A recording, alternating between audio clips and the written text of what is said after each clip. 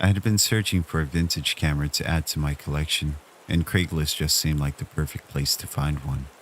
I came across an ad posted by someone named Mark, who claimed to have the exact camera I was looking for. We exchanged a few messages, and Mark seemed friendly and knowledgeable about photography. He asked if we could meet at a coffee shop not too far from my home. As I walked in, I saw Mark sitting at a corner table, and he waved me over with a smile.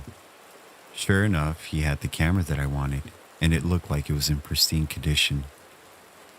We chatted briefly about our shared passion for photography, and I was convinced that this was going to be a successful transaction. However, as I examined the camera, I noticed something unusual when I opened the back to check the film compartment. Inside, there was an old roll of film, seemingly forgotten. Mark must have noticed my curiosity and casually mentioned that he must have forgotten to take it out and insisted that I could have it. At the time, I didn't really think much of it since film rolls can be quite expensive. So I decided to take the roll of film along with the camera, thinking it might contain some interesting shots from the past. Later that day, I took it to a local photo lab to get it developed. When the technician handed me the developed photos, my blood ran cold. The images were chilling. They showed my house from various angles, taken from a distance and at different times of day. Some photos had timestamps indicating that they had been taken over the past few months. In some of the pictures, a shadowy figure could be seen lurking in the background, watching my home. Fear and panic washed over me. I rushed home and immediately called the police, explaining the situation and showing them the photos. They took the matter seriously and began an investigation. Through some diligent detective work, they managed to identify the individual responsible. It was Mark, the Craigslist seller. It turned out that Mark had been stalking me for months, using the camera sale as a ruse to get closer to my home. He had even gone as far as to install hidden cameras in my neighborhood to monitor my movements. The police arrested Mark, and he was charged with stalking, trespassing, and invasion of privacy. I shudder at the thought to think what could have happened if I hadn't discovered those eerie photos. It was a chilling reminder of the dangers that can lurk behind seemingly harmless online transactions. The experience left me shaken, but I was grateful that I had taken that roll of film home and acted swiftly to protect myself from a real-life horror story.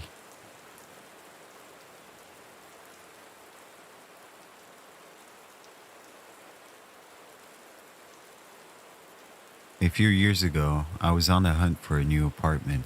Like many others, I turned to Craigslist to find listings that suited my budget. After weeks of searching, I stumbled upon an ad for an unbelievably affordable apartment in an old historic building. The description was enticing, and the picture showed a spacious, well-maintained unit. I reached out to the poster, a man named John, and he responded promptly. He claimed to be a landlord and explained that the apartment was so cheap because he was so eager to find a responsible tenant. We scheduled a viewing for the following evening. When I arrived at the address, it became apparent that the building was much older than the photos had suggested. Its faded grandeur had a certain eerie charm. John met me at the entrance, and although he was polite, something about his demeanor seemed off. He led me up a creaking staircase to the apartment, which was dimly lit and gave off an unsettling vibe.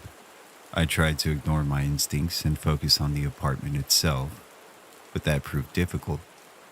As we moved through the rooms, John started asking personal questions that made me increasingly uncomfortable. He inquired about my work schedule, my social life, and even my family. Red flags were going off in my mind, and I began to make excuses to leave. John seemed visibly upset, and that's when things took a truly sinister turn. His demeanor shifted abruptly, and he locked the apartment door, blocking my escape.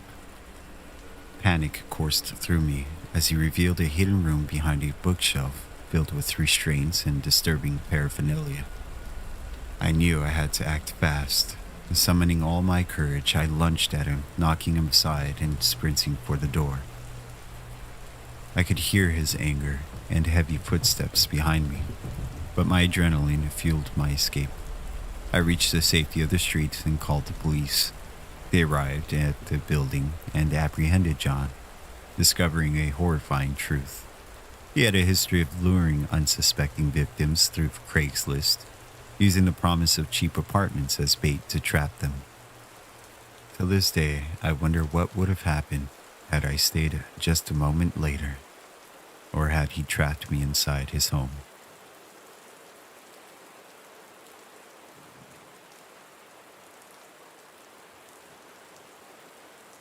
One night, a couple months ago, I was scrolling through an online marketplace searching for a used car. I came across an ad that seemed too good to be true. It was a luxurious sports car, practically new, listed at a fraction of its market value. The seller claimed it was a limited time offer due to an urgent need for cash. I've had my suspicions, but I didn't want to risk missing on a good opportunity, so I contacted the seller. A person by the name of Alex responded. They were friendly and eager to make this sale. We agreed to meet in a dimly lit parking lot, adding an eerie atmosphere to the whole exchange. However, it wasn't that far from home, so I didn't think nothing of it. When I arrived, I saw the car, and it was gleaming in the moonlight. It looked amazing and immaculate. Alex, a tall figure with a hood obscuring their face, handed me the keys and urged me to take it for a test drive. Looking back now, this was beyond creepy and a red flag, and I did hesitate, but the car was exactly what I wanted. So I got in. When I turned on the car, the engine roared to life, and I sped down the empty road, feeling an exhilaration I'd never experienced before. The whole ordeal was weird.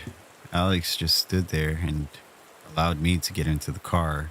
He wasn't worried about me taking it, and if I had the courage, I would have easily just drove off without even paying him. But obviously, I'm no criminal. But when I glanced at the rearview mirror, Alex, standing by the side of the road, was watching me with an unsettling grin. I decided to return the car, and as I pulled back into the parking lot, he was gone. I parked the car and tried to contact them, but their phone was disconnected. I was worried, so I decided to leave and report this strange encounter to the police. As I opened the car door, I noticed a foul odor, like something had died inside the vehicle. I cautiously checked the trunk, and to my horror, I found a human hand sticking out from beneath the tarp. Panic set in, and I stumbled out of the car, only to see Alex's face on a nearby security camera, leering at me. I called the police immediately, and when they arrived, they uncovered a horrifying truth. The car I had test driven was stolen, and the false advertisement was a lure to trap unsuspecting victims. Alex was a wanted criminal, responsible for several disappearances in the area. My heart raced as I realized how narrowly I had escaped a gruesome fate. From that day on, I have been cautious about online advertisements, always weary of things that seem too good to be true.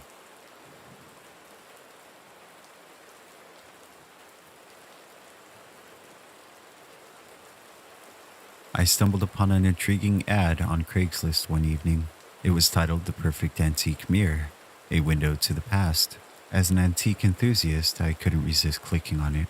The ad was accompanied by a photo of an ornate Victorian-era mirror with an intricate wooden frame and an almost mystical aura about it. The description was equally enchanting.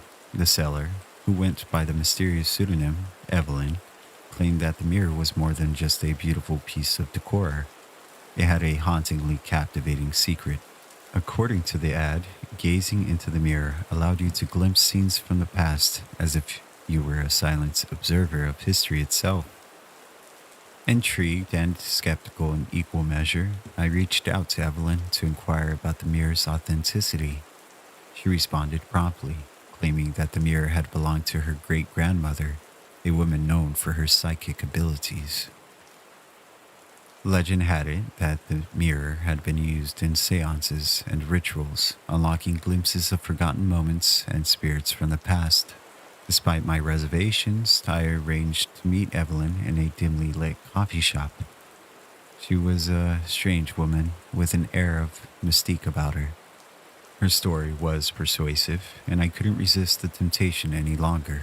I bought the mirror, entranced by the idea of peering into history itself. Once I had the mirror in my possession, I couldn't help but test its alleged powers. It wasn't until one late night, alone in my living room, I stared into its depths. At first, I saw nothing but my own reflection. But then, as minutes passed, the mirror seemed to ripple, and the room around me began to shift. I found myself standing in an old candlelit room. The air was heavy with tension, and a group of people in 19th century attire huddled around a table covered in velvet. It seemed as though they were conducting a seance, and I was the invisible observer of their ghostly gathering. The experience was surreal, as I watched the spirits of the past communicate with the living. Days turned into weeks, and my obsession with the mirror grew. I delved deeper into its secrets, witnessing scenes from history, both beautiful and horrifying.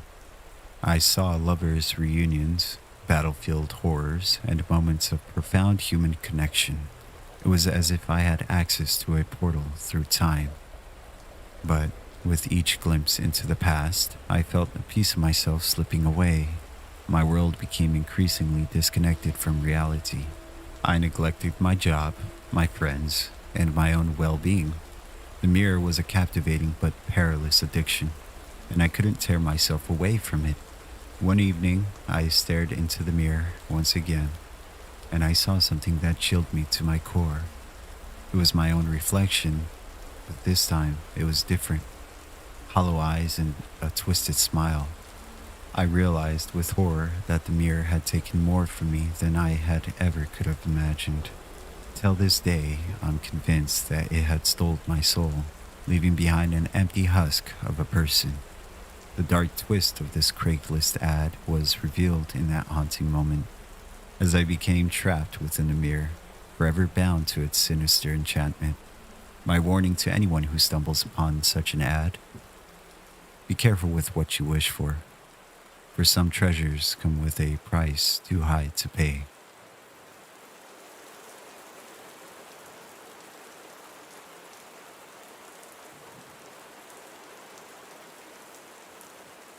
I swiped through the profiles on Tinder one night, hoping to find a connection online.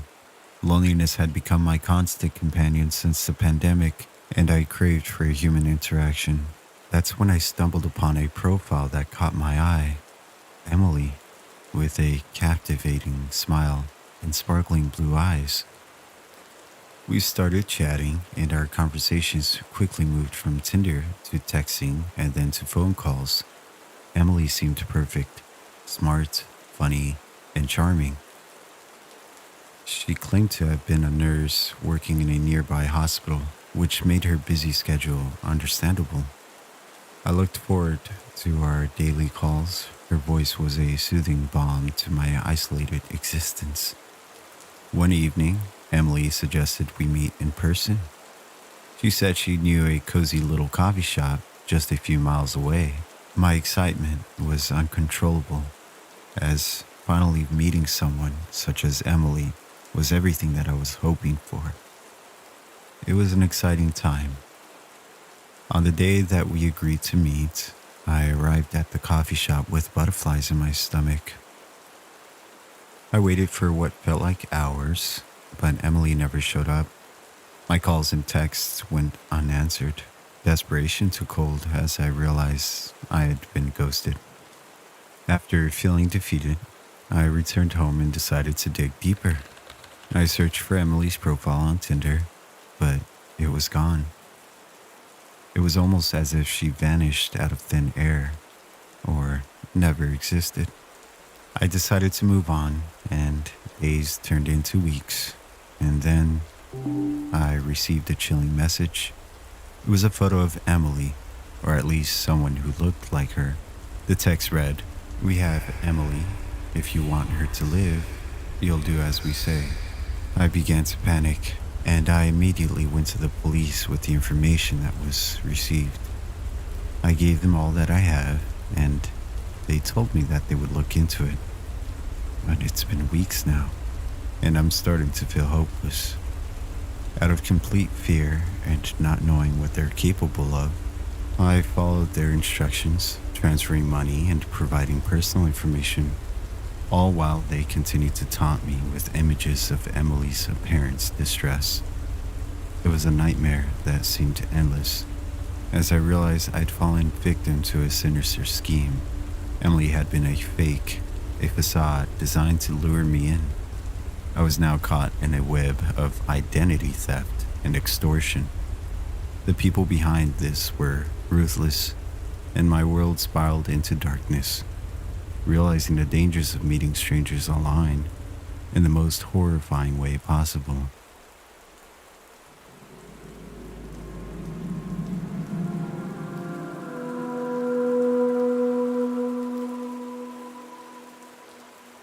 I once met someone online through Tinder that seemed friendly at first. We chatted for weeks, sharing stories and personal details. We decided to meet in person, and my excitement was mixed with nervousness. We arranged to meet at a quiet coffee shop, but when I arrived, there was an eerie feeling in the air. The stranger who had seemed so kind online had a sinister aura in person. They had a cold, unsettling stare that made me feel afraid, but I wanted to give them a chance. As we sat down to chat, their conversation turned a bit dark. They started revealing disturbing things about themselves, things that they had never mentioned online. It was as if they had a hidden agenda. Panic crept in as I realized I was alone with this stranger. I excused myself to go to the restroom, hoping to make a quick escape, but when I returned to the table, they were gone, leaving a chilling note that read, "You can't escape me." My heart raced as I rushed out of the coffee shop, feeling lightheaded, nearly blacking out. To this day, I have no idea who that person truly was or what their intentions were. A stark reminder of the dangers that can lurk behind seemingly friendly online personas.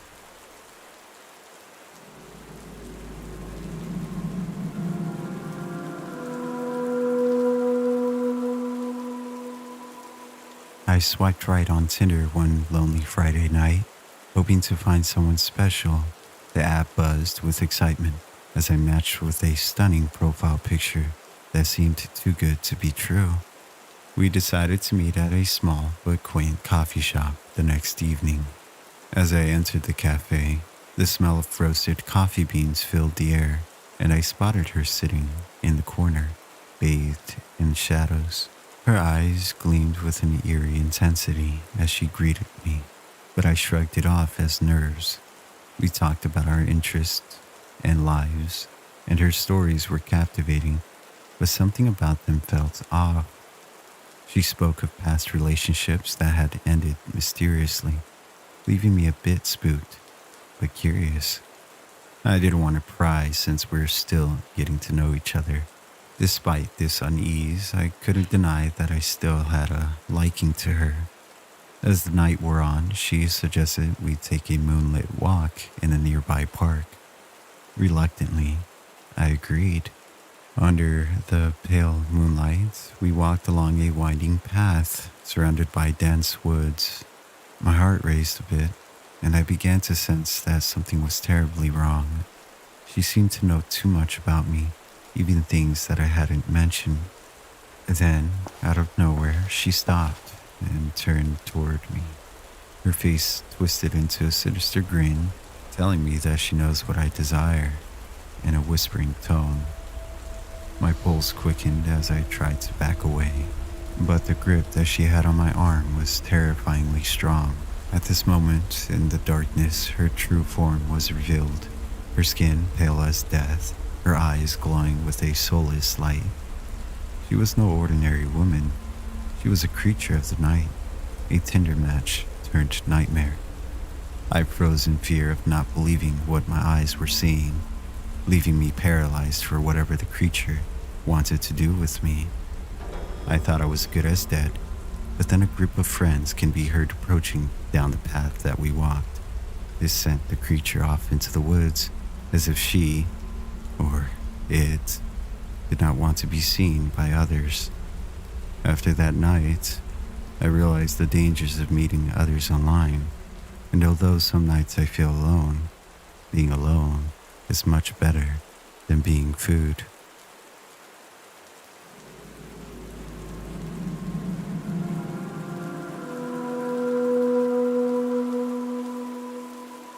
I nervously swiped right on Tinder, hoping for a spark in my love life. His profile was perfect, charming smile, shared interests, and overall genuine.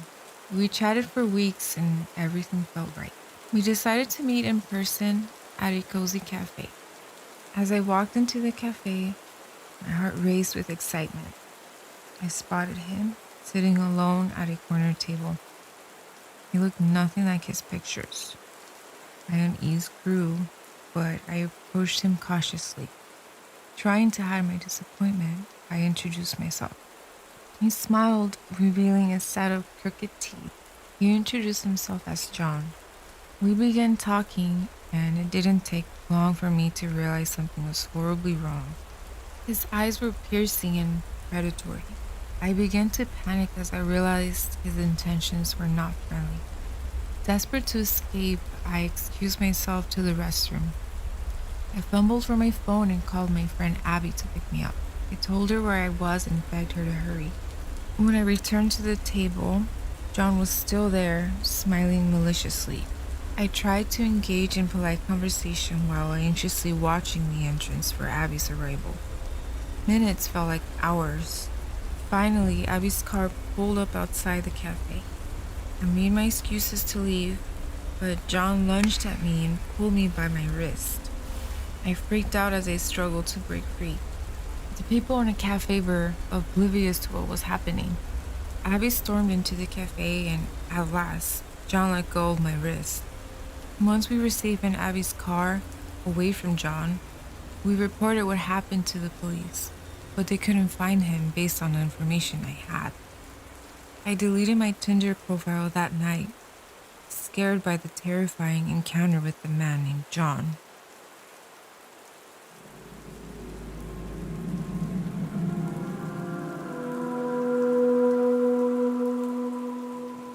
I was lonely, desperate for connection in a world that had become increasingly online. So I turned to Tinder, hoping to find someone who could fill the void in my life. Little did I know, this decision would lead me down a chilling path. One evening, while swiping through countless profiles, I stumbled upon a mesmerizing photo. Sarah, her name was, and her smile could have lit up a room. We matched, and our conversations were electric. She seemed perfect, too perfect, as if she had been custom made to fit into my life. After weeks of texting, we decided to meet. Sarah suggested a secluded cabin in the woods for our first date. I know, it's a red flag, but she seemed perfect. She wanted to be away from the big city and away from the prying eyes of the world. I was thrilled at the prospect of escaping the confines of my mundane existence, and so it just seemed right. The anticipation was exhilarating. There was an underlying sense of unease I couldn't just ignore. As the day of our meeting was soon approaching, I received a message from Sarah telling me she needed my help with a personal matter. She claimed to be in a dire financial situation and asked for a substantial sum of money. Red flags waved in my mind, but I was blinded by my love for her. I agreed to transfer the money, believing that this was a small price to pay for love. The day came, and I drove to the cabin. my heart pounding in my chest. When I arrived, the eerie silence of the secluded woods enveloped me. Sarah was nowhere to be found. Panic began to set in as I realized I had been lured to a trap. I began to search the cabin. Inside the cabin, I discovered a disturbing scene. Walls covered in photographs of people just like me who had fallen victim to this elaborate scam. Their lives had been torn apart by the insidious scheme. It was then that I realized the horrifying truth. I was not alone. Others had fallen prey to this twisted game. And then suddenly, I felt a cold hand clamp onto my shoulder. I turned to see a figure shrouded in darkness, a sinister smile playing on their lips. It was Sarah, or at least the person I had known as Sarah. She revealed herself as the mastermind behind this online trap. I knew I had to act fast to escape her grasp. With adrenaline surging through my veins, I feigned compliance, pretending to be as helpless as she believed. In that tense moment, I subtly reached for my phone that was in my pocket.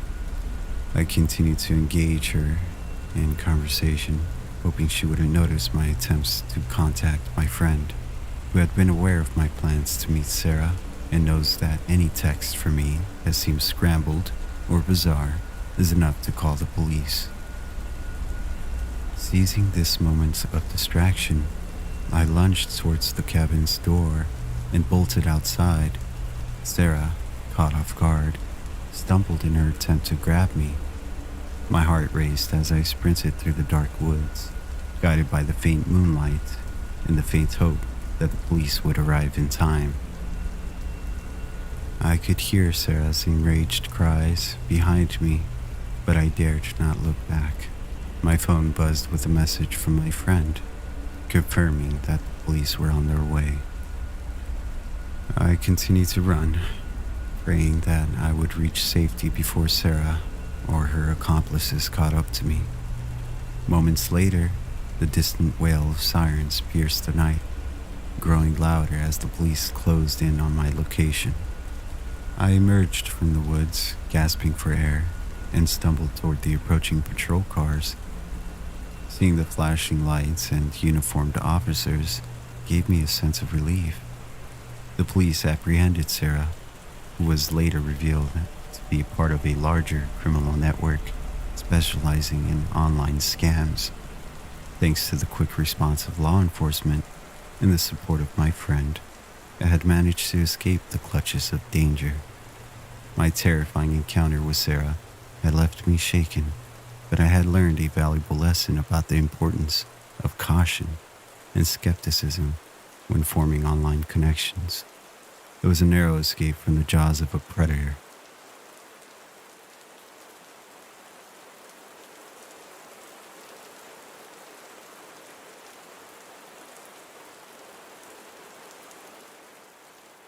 The ad itself was a red flag, but at the same time it was appealing. It said, earn $120 per night as a night guard in the morgue, and to apply now. I had been jobless for a while and had to afford to pay my rent and late bills, and with this kind of pay, I'd be able to live like a king. So I applied, hesitantly, half hoping I wouldn't get a response from the company. But not even 2 hours later, I got an email from the employer. Thank you for applying to our position of night guard and morgue. We are happy to inform you that your skills are suitable for our company and would hereby like to offer you a 1-year contract. If you agree to the terms below, please leave your signature via the online signature website and arrive at the location provided by 10 p.m. tonight. Tonight? I thought it was a little too soon, but I didn't complain. I didn't know what to expect or who I'd meet there, so I put on a shirt and jeans and went to the address a little early. I was there at 9:40 p.m. and a middle-aged man who seemed to be a morgue worker greeted me. He introduced himself as George and explained why I was sent here in such a short notice. I guess the security company I worked for was in desperate need of replacing the guy before me.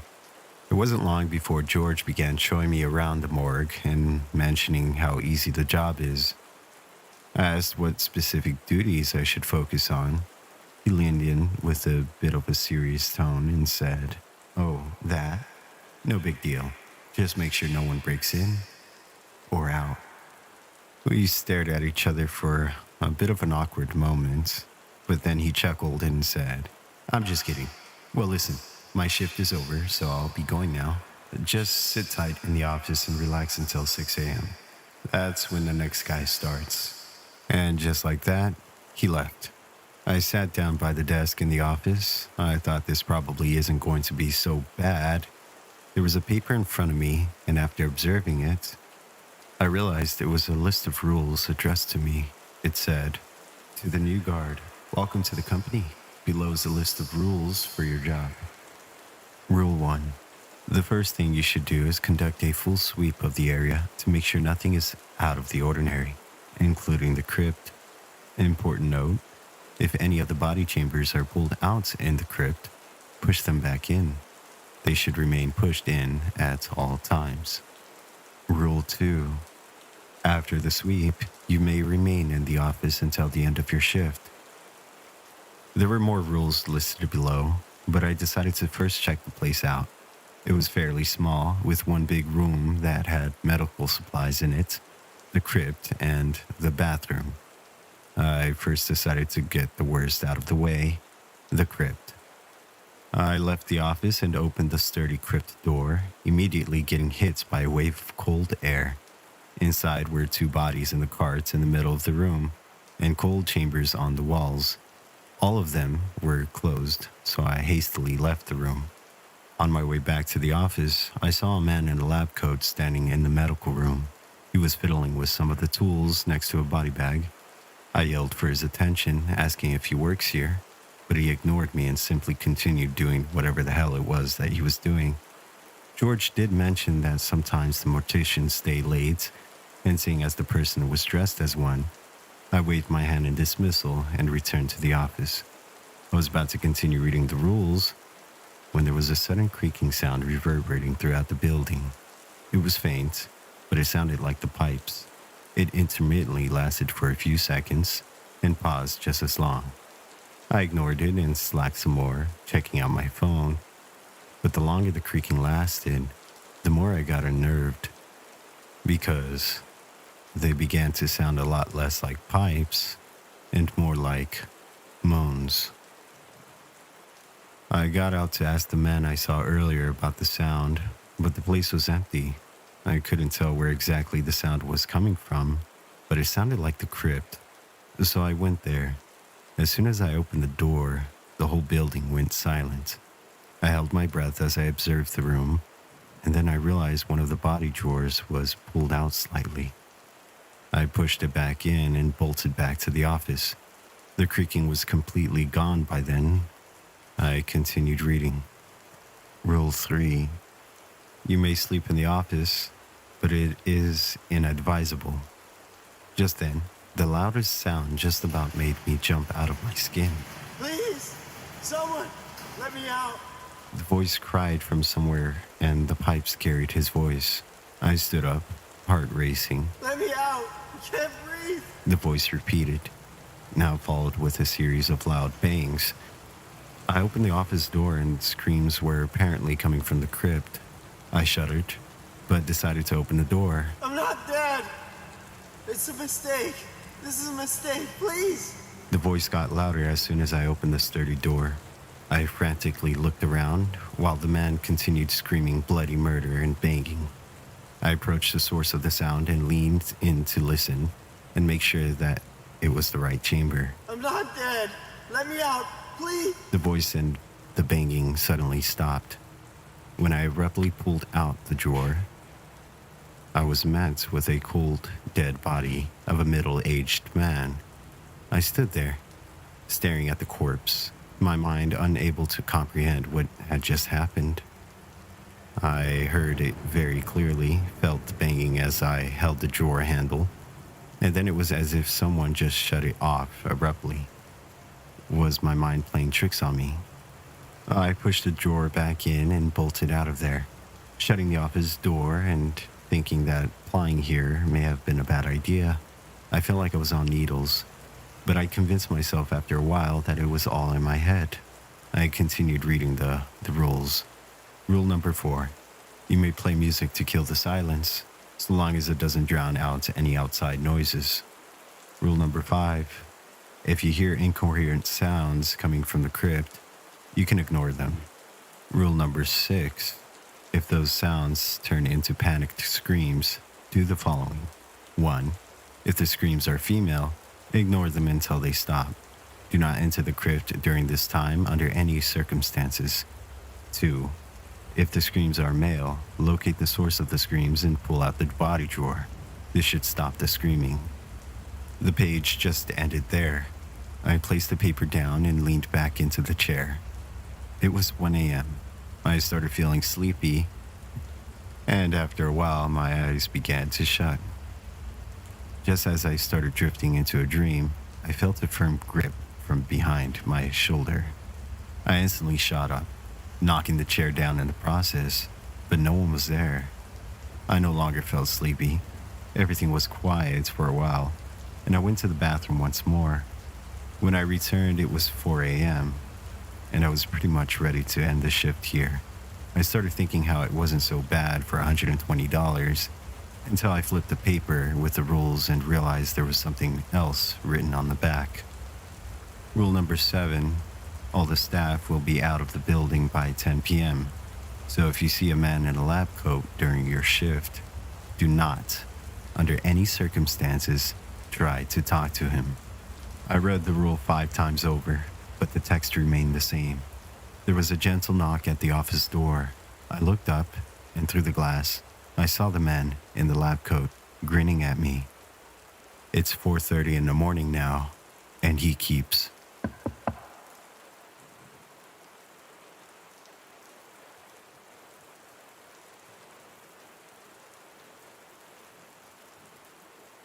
I'll never forget the night I was assigned to work the late night shift as a security guard at Funtime Freddy's, a seemingly innocent kids restaurant.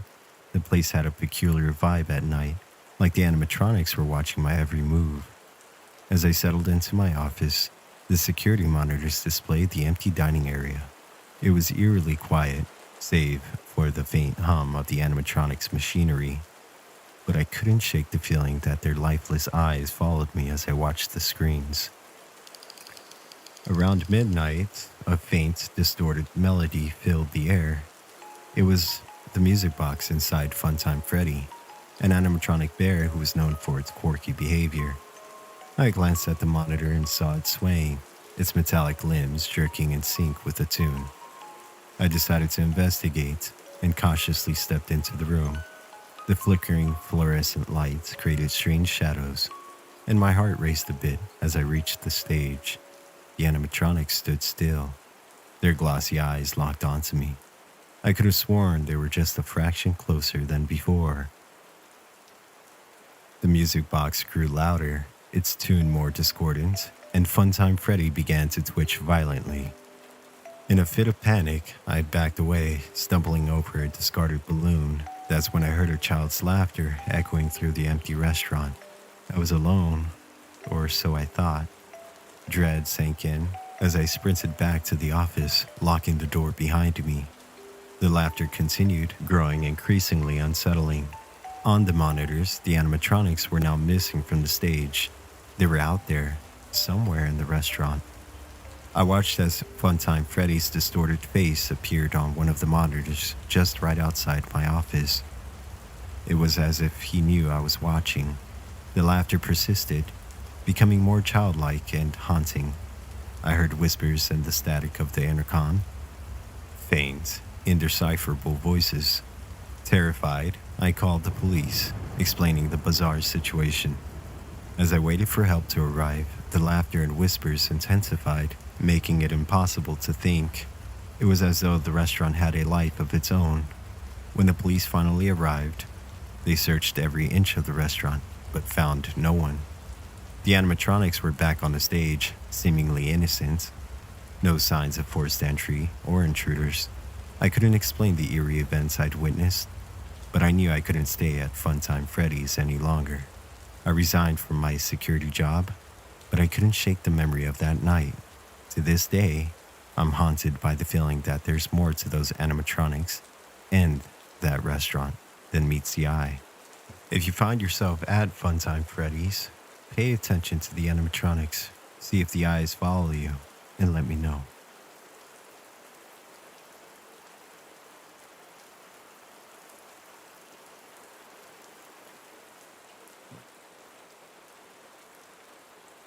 Many years ago, a group of 12 of us teens went on a backpacking trip to a Southeast Asian country during our midterm break. Among the things in our itinerary, we had wanted to stay in a mini theme park casino hotel that was situated high up in the mountains. Only thing is, we were bad at planning to say the least, and pretty much thought we could bunk anywhere at any time and in any hotel. We didn't book in advance. It was peak season, unfortunately, and when we got there, no good hotel could accommodate us. In the middle of the night, carrying our large backpacks, we had to wander far from the lights of the main resort down into the other side of the dark, desolated mountains. You see, other than the resort located at the very top of the mountain, there were very few people living there, nor were there many establishments around the other areas of the mountain. It was dead quiet. The journey to find a place to spend the nights at 11 p.m. was unnerving, to say the least. The mountainous areas away from the main resort were completely devoid of life, and tall trees surrounded us from all sides along the main path. Beyond these trees were an unmanaged dark forest, and pretty much no one ever went up into the forest. It wasn't until we walked quite a distance in these conditions when we saw a large parking lot with a rather dilapidated hotel in the middle. There were what seemed to be a smatter of large black char marks at the side of the hotel, creeping all the way from the third to the ninth floor, indicating that there had once been a relatively huge fire in the past. On all sides of the parking lot, you could only see tall, intimidating trees looming ominously, obscuring the lights from the moon.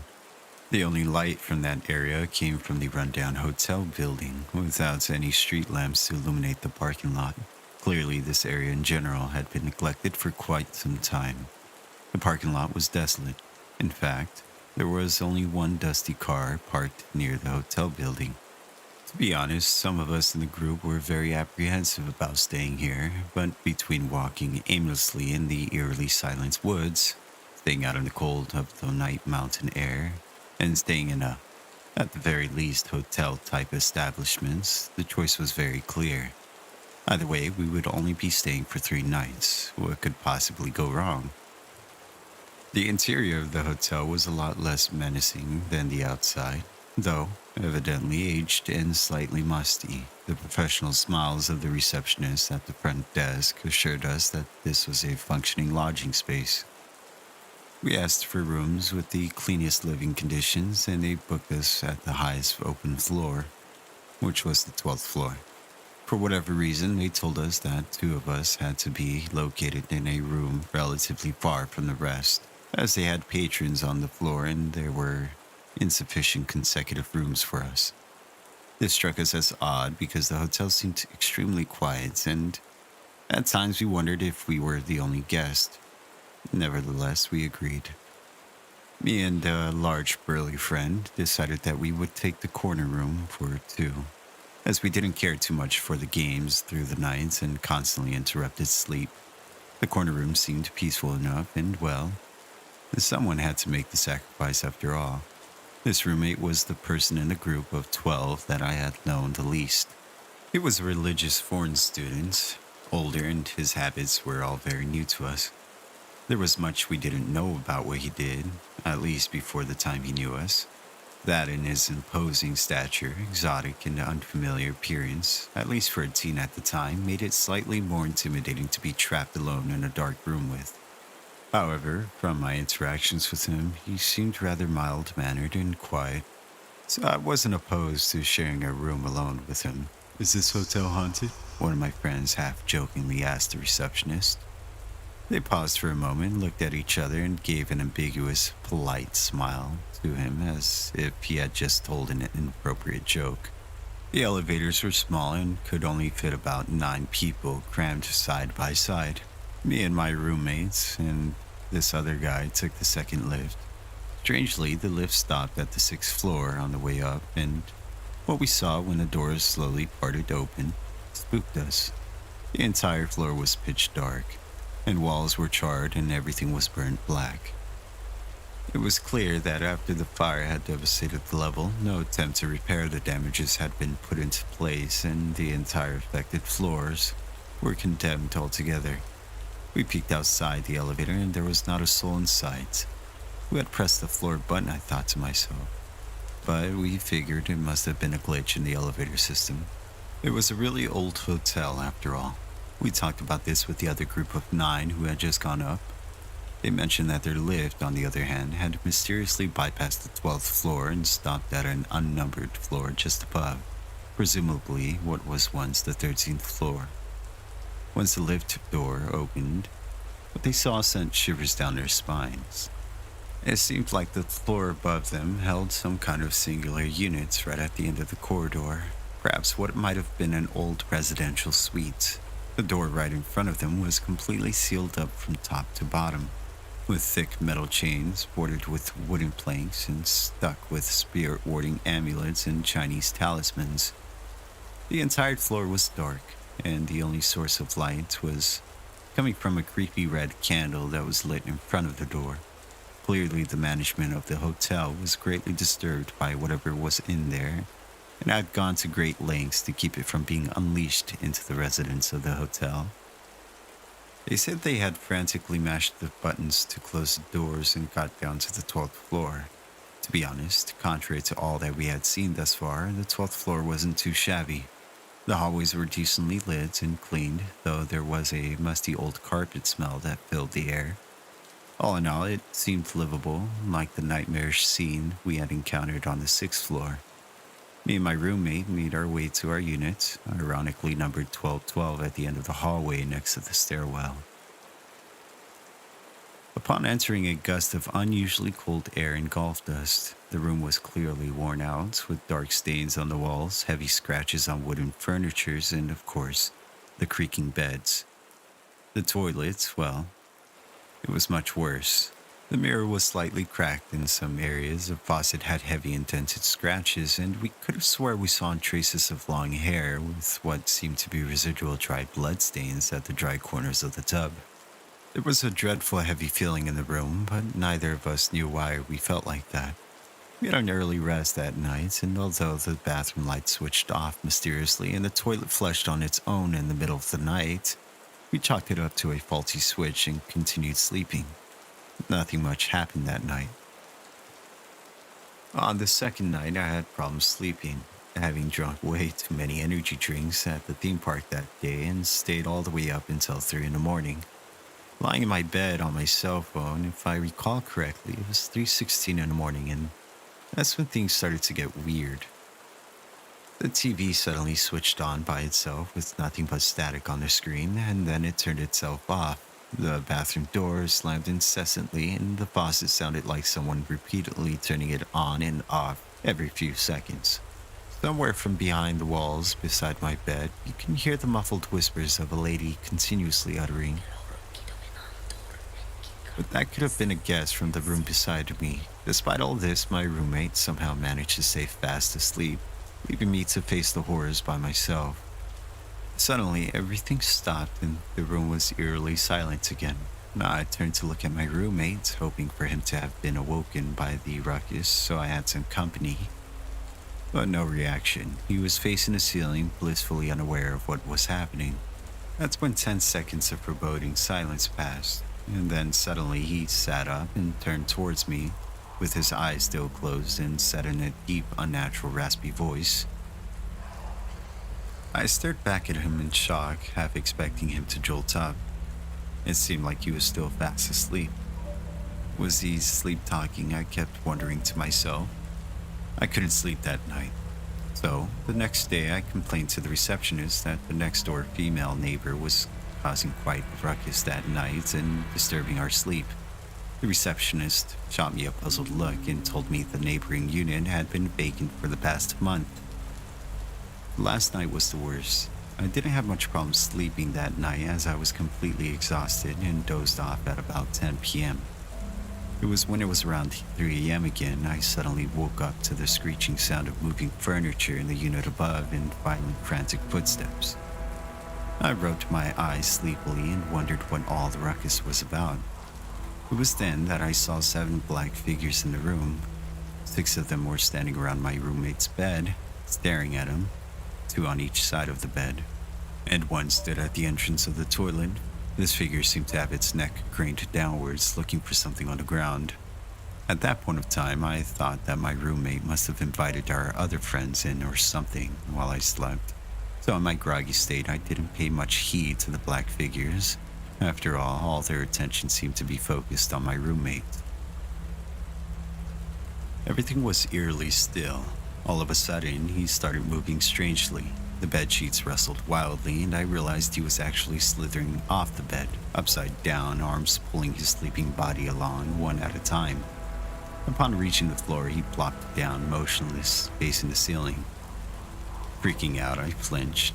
Immediately, all the black figures rapidly swiveled around in sync. The figures had their attention on me now. They knew I was awake. They knew I had seen them. In tandem with the figures, my roommate finally arched his back, head hanging upside down. With an erratic jerk, he contorted it to the left, where I laid. I was absolutely terrified. I knew I was cornered in this dark room. My only source of light was the tiny glow seeping through the gaps of the curtains. I could barely see where I was going. He chanted these lines frantically on the floor, arms and legs twitching wildly. His eyes were still shut.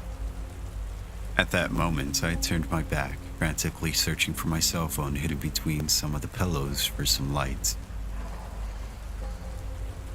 A menacing whisper blew across my left ear, and I felt 2 cold hands brush my neck. I instantly jumped out of the bed in fear. There he was on the bed right of me, his head upside down, crawling up from the floor beside my bed.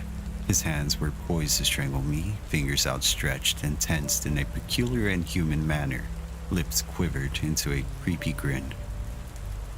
I dashed towards the main room light switch and flipped it on. In an instant, the room was flooded with light. My eyelids slammed shut and I flinched for a few seconds, adjusting to the sudden influx of brightness in what was a pitch-dark room just a second ago. When I opened my eyes, the black figures were gone, and my roommate was sprawled out on the bed, asleep, completely ignorant as to the terror he was just a minute ago. I noticed that the rosary he kept beside his bed had snapped into little beads as well.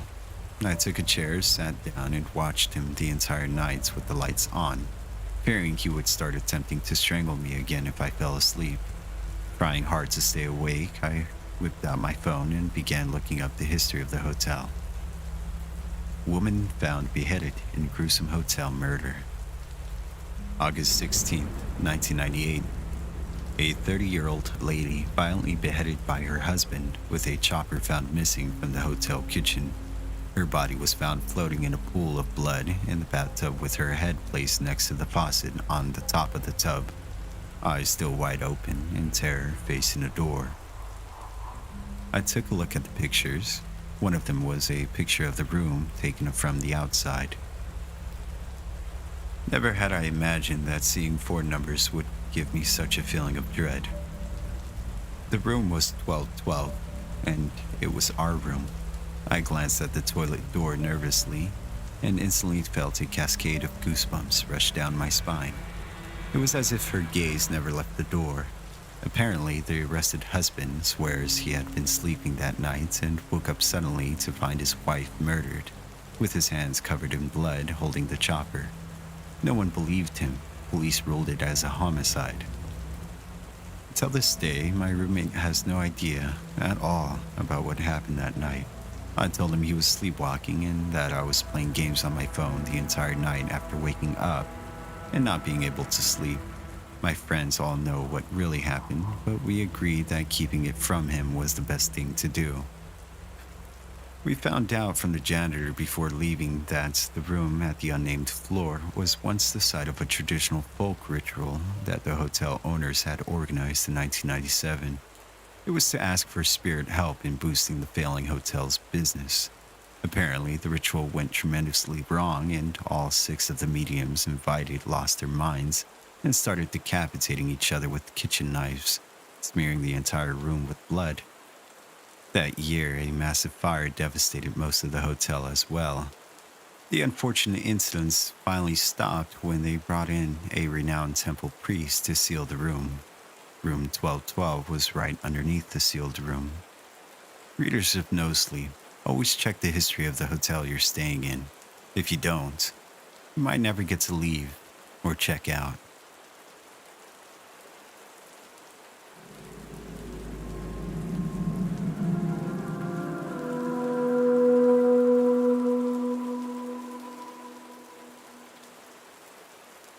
Business trips are dreadfully boring, especially in my line of work. The only good thing about them, hotels. The tedium of day-to-day dealings, bookend with clean towels and a mint on my pillow. If I could live in one, I surely would. There's just something in the ambience that soothes my soul. At least, that's how I felt until staying at the Covenwood Inn. It seemed like any other hotel at first. Typical floor plan, decorative arrangements, overly polite check-in clerk. It wasn't until I received my key card and ventured up to room 371 that I would notice a dissonance in the layout. Something amiss that broke up the usual hotel landscape. In my room, placed deliberately on the bed, was a sheet of paper. Restrictions printed on official Covenwood Inn stationery. Here are the list of guidelines for room 371. Number 1. No television after 9 p.m. Number 2. Only accept incoming calls on the room phone. Number 3. Leaving your room between the hours of 10:30 p.m. and 1:30 a.m. is strictly forbidden. Number 4. At least 2 to an elevator at a time. Never go alone. Number 5. No visitors.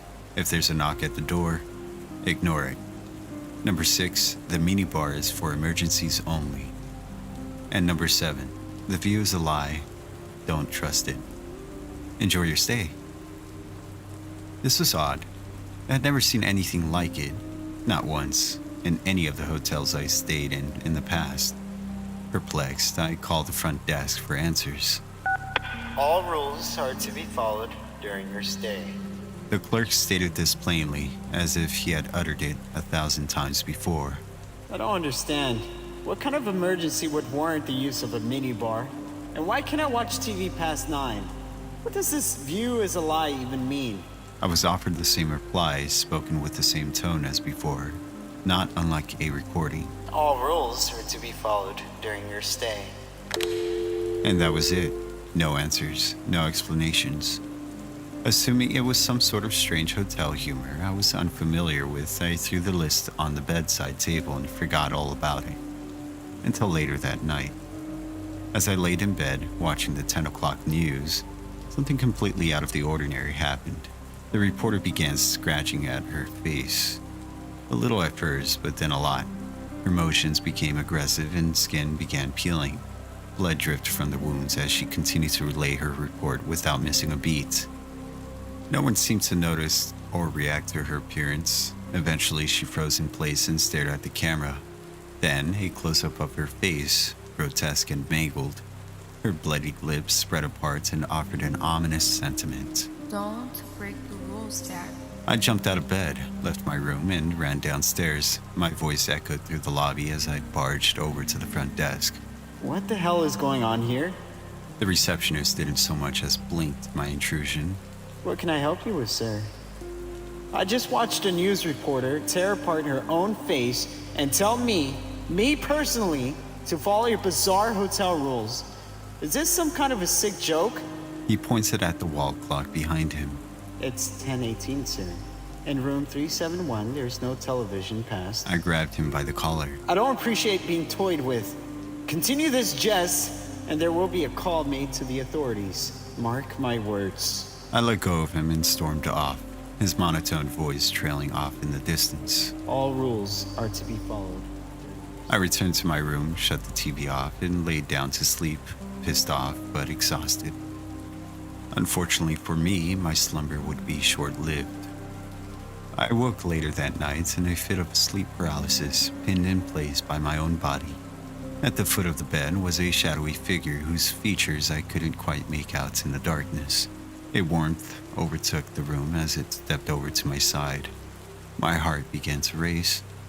Closer now, I could see it was a man, maybe in his 50s, well-dressed, gray mustache. He leaned over me and spoke with a disturbingly unnatural timbre. His voice echoed off the walls and met my ear with an inhumane cadence. It's a pleasure to meet you, Jack. Are you enjoying your stay so far? I tried to break free of my chemical restraints, but it was no use. Where are my manners? I'm Garrett Covenwood, the owner of this hotel here. I like to greet myself to guests whenever He I rested can. his hand on my arm. There was a stinging sensation where his skin met mine, but I could barely wince in response to the pain. Follow the rules, Jack. If you don't, you're in for a bumpy ride. All at once, the warmth dissipated, and the sound of my cell phone buzzing rendered me fully awake. I jolted to a sitting position, reclaiming my movement. The man was gone, and my arm was fine. Thank God it was just a nightmare. I quickly grabbed my phone and answered. It was my boss, Coulter. Hey, Jack. There's been a change of plans. Need you down in the lobby right away. What?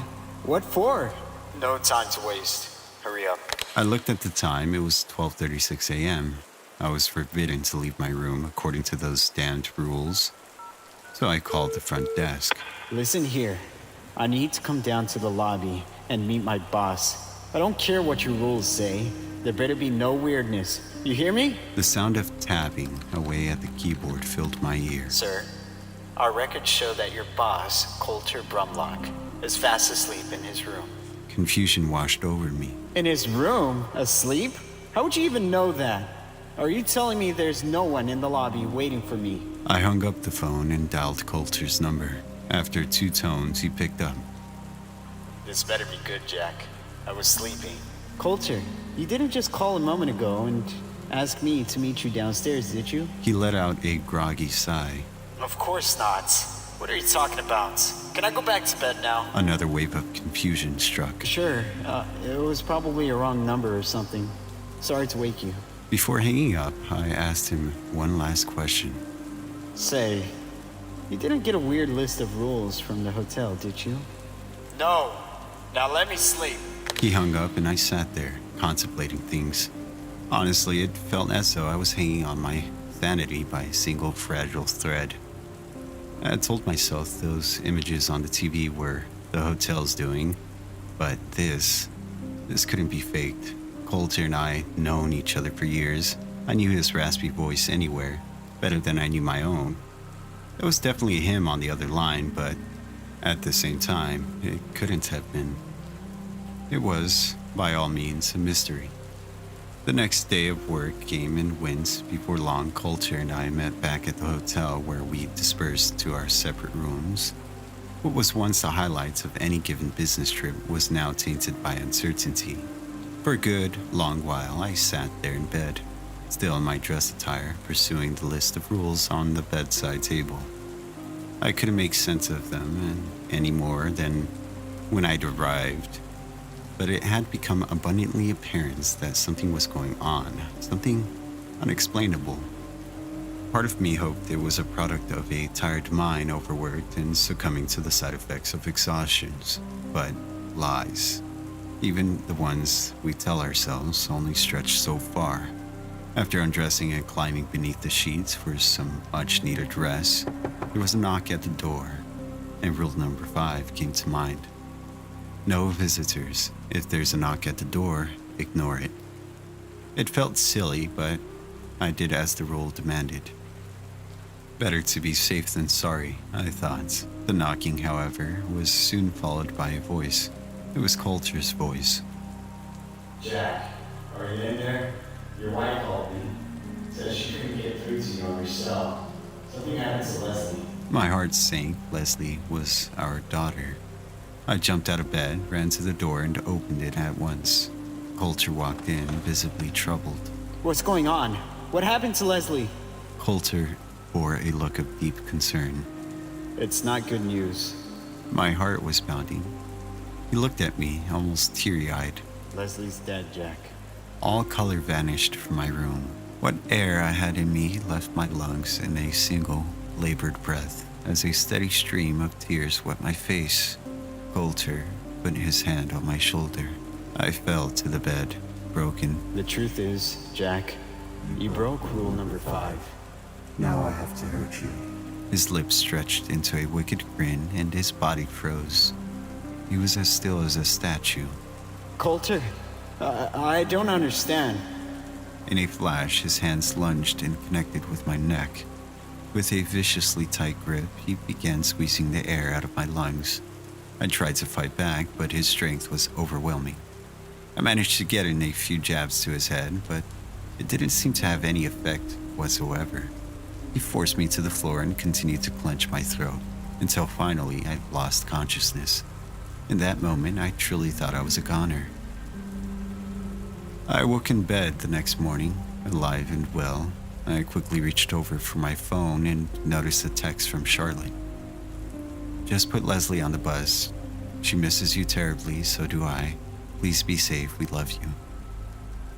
I got out of bed and raced to the bathroom mirror. My neck was void of bruising, no signs of strangulation. I called Charlotte to be doubly certain. To my relief, Leslie was indeed fine, as alive as she was the day I left. It all just felt so real. Could it really have been a dream? Frazzled, I met up with Coulter and we drove to our next meeting. I could still feel his hands wrapped around my neck. I refused to make eye contact with him the entire day, and he noticed. What could I say without sounding certifiable? Hey, the hotel left me this weird list of rules to follow, and now I think I'm seeing things. Want to stop for coffee, or before you drop me off the nearest hospital? No, that wouldn't bode well. Mild food poisoning from the sushi at the hotel bar was a far better excuse. Only a few more days of torment, then I could leave. That's what I kept telling myself. Little did I know, my next night there would be the longest one yet. I awoke at 11:22 p.m., at least according to the blinking display of the alarm clock on the desk across the room. As my eyes adjusted, I noticed a faint orange light dancing in the wall, pouring in through a gap in the curtains. I pulled myself out of bed and walked over to the window to identify the source of the light. What I saw was absolutely horrifying. The hotel was ablaze. An enormous fire engulfing the ground floor. The flames grew to great heights and touched the glass in front of me before I had the nerve to turn away and make a run for it. In leaving my room, I yelled to warn the other guests. Fire! There's a fire! We need to leave at once! No one joined me in the hall, and there was no sound at all coming from within any of the rooms on the floor. Had everyone already evacuated? Was I the only one inside? I opened the first door in reach. It was unlocked. Inside was the reporter from the TV, her face still dripping red, staining the carpet below. I slammed the door shut and moved on. In the next room was Coulter. I watched him strangling a copy of me before his head turned and we locked eyes. He threw my lifeless body to the floor and started running to my position. I closed the door and ran to the next. This room contained yet another impossibility, the worst one yet. It was my wife and daughter standing at the door. Their eyes were vacant, drained of all human emotion. I watched, astonished, as their skin burned to a crisp before my eyes. Charlotte spoke first. We miss you terribly, Jack. Leslie chimed in after. When will you be home, Daddy? I couldn't escape them. These horrors were around every corner. In a last-ditch effort to run away from my troubles, I bolted to the nearby elevator. The button was jammed, but I kept pressing it. I looked down the hall to see the reporter, Coulter, my wife, and daughter all walking towards me. Come on, come on! Work, you piece of crap! Work! Finally, the button gave way and the doors opened. I hopped into the metal box and pushed the button for the first floor. The doors closed just as the ragtag team of zombies closed the gap between us. I slid to the floor on the verge of a heart attack. The ride down offered no solace, no lull in the supernatural calamity I faced. Without warning, the elevator dropped, plunging into the depths of the hotel, far deeper than I thought possible. I gripped the railing as tight as I could as the lights wavered in and out of life. In between flickers, Garrett appeared before me. You've broken almost every rule, Jack. This is what happens. You'll destroy us if you're not careful. He vanished, the light left with him. Knowing my death was fast approaching, I closed my eyes and thought of Charlotte and Leslie. I could see them playing outside in the rain on the day I left. It was always heartbreaking to say goodbye, and this would be no different. I held on to their memory and braced for impact.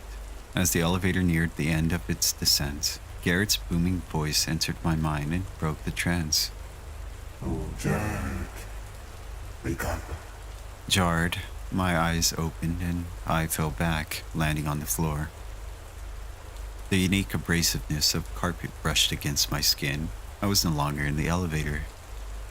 Upon taking a deep breath and gathering my wits, the familiar surroundings set in. I had inexplicably been transported back to room 371. As I looked around in disbelief, happy to be alive, I noticed the list in my hand. Rule number 7 was now circled. The view is a lie. Don't trust it. It took a minute to register, but I now knew what it meant. The view through the window. There was never any fire.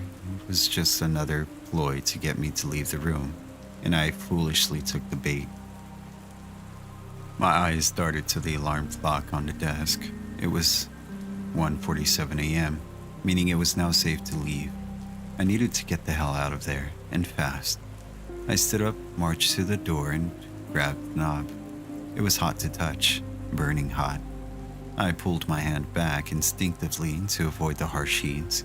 I then noticed the charred wood at the bottom of the door's frame, indicating fire. Real fire. But how? I thought the view had deceived me. I looked back to the list for answers and noticed a postscript scribbled in pen. You should have followed the rules, Jack. You did this. Now we all have to suffer. My eyes scanned the page for more clues to no avail. They kept landing on rule number 7, in addition to being circled. It was underlined with a striking red ink. Why did my attention need to be drawn there? Was it just gloating or something more? That's when it hit me. I walked over to the window and peered outside. The fire raged on outside my room, but the world below seemed unaffected. No flames, no firefighters. No one running out of the hotel, just a plain parking lot. Traffic on the main road, trees in the distance. As normal a view as one could hope to expect from this particular vantage point. But the view was a lie. I tried opening the window, but an unseen force closed it shut on my fingers. I screamed and pulled them back. In a great deal of agony, I lifted the chair at the desk and threw it against the glass. It shattered, revealing the world outside for what it really was. I saw the fiery wall below and heard the guests screaming in peril. There was indeed a fire, and I was truly in danger. Still in pain, I picked up the list and looked at rule number 6, the mini bars for emergencies only. This was certainly an emergency. Without any time to waste, I opened up the mini bar next to the desk. Inside were no drinks or food, only a small black box with a red button affixed to its surface. I pulled it out and placed it on the bed. There was now smoke seeping into the room through the outline of the doorway. Looking over the list again, there were no further instructions, nothing at all pertaining to the box. There was only one course of action left to take. I closed my eyes and pressed the button as hard as I could, putting my life in its hands. Memories played in my mind like a film reel running in reverse. The day's events followed by the previous and so on. I relived all of the fear and torment in a matter of seconds. until eventually my eyes opened and I found myself in line with Coulter at the front desk waiting to check in. I can't explain how, but I was back in the hotel lobby on the first day of the business trip, the day we checked in. Say, Jack, what happened to your hands? I looked down and saw the bruises left by the window. He was cut off by the check-in clerk greeting me. I was now at the front of the line. Do you have a reservation, sir? I stared at him for a while, remembering everything that had happened. I then backed away from the counter and turned to leave. Jack? Where are you going? Sorry, Coulter. I think I'm going to get an Airbnb instead. I'll see you tomorrow. He waved his arms at me, frustrated, and then turned back to book his room. I heard the clerk handing him his key card before I reached the exit. Here you are, sir. Room 371 on the second floor. We hope you enjoy your stay.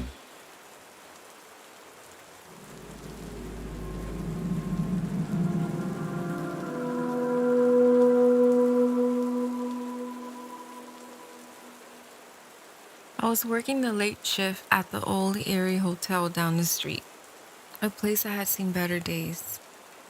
The lobby was dimly lit, and the ancient grandfather clock in the corner ticked away, adding an eerie soundtrack to the night. The storm raged outside with rain and wind lashing at the windows, making the occasional flicker of the lights even more unsettling. It was nearing midnight when I heard the creaking of the heavy front door. I looked up and saw a tall, shadowy figure slowly entering the lobby. The stranger was wearing a long, tattered coat that seemed drenched from the rain, and their face was obscured by a wide-brimmed hat. My heart raced as I greeted them from behind the reception desk. "Welcome to the Riverside Inn," I said, trying to hide the unease in my voice. "How can I help you?" The stranger didn't respond. They just stood there, dripping water onto the worn-out carpet. I could barely see their face, but something about their presence made me feel uncomfortable. The tension in the room was unbearable as I tried to maintain my composure. I continued, "Do you need a room for the night?" Finally, the stranger nodded and placed a stack of soggy bills on the counter. Without a word, I handed them a rusty brass key, and they disappeared into the labyrinth-like corridors of the hotel. I watched them go, my fear growing with every step they took. I couldn't shake the feeling that something was terribly wrong. I decided to follow them discreetly, my footsteps muffled by the faded carpet. As I ventured deeper into the hotel, the storm outside intensified, casting eerie shadows in the narrow hallways. The stranger's footsteps echoed through the empty corridors. Finally, I reached the door of the room I had entered and pressed my ear against it, straining to hear any sound from the inside. What I heard scarred my memory till this day. Soft whispers of threats, like a conversation with the abyss itself, emanated from the room. The words were hard to hear, but the malevolent tone was unmistakable. I rushed back to the front desk and called the local police, explaining the situation as calmly as I could. They arrived quickly and, with the guns drawn, entered the room. I watched from a distance as they confronted the stranger. Inside, they found an empty room. The stranger had vanished, leaving no trace behind. The officers searched the room thoroughly, but the only thing they discovered was a single note on the dusty nightstand. It read, "You should have let me in." To this day, I can't forget the haunting encounter with that enigmatic figure, or the feeling that something otherworldly had passed through the Riverside Inn that stormy night.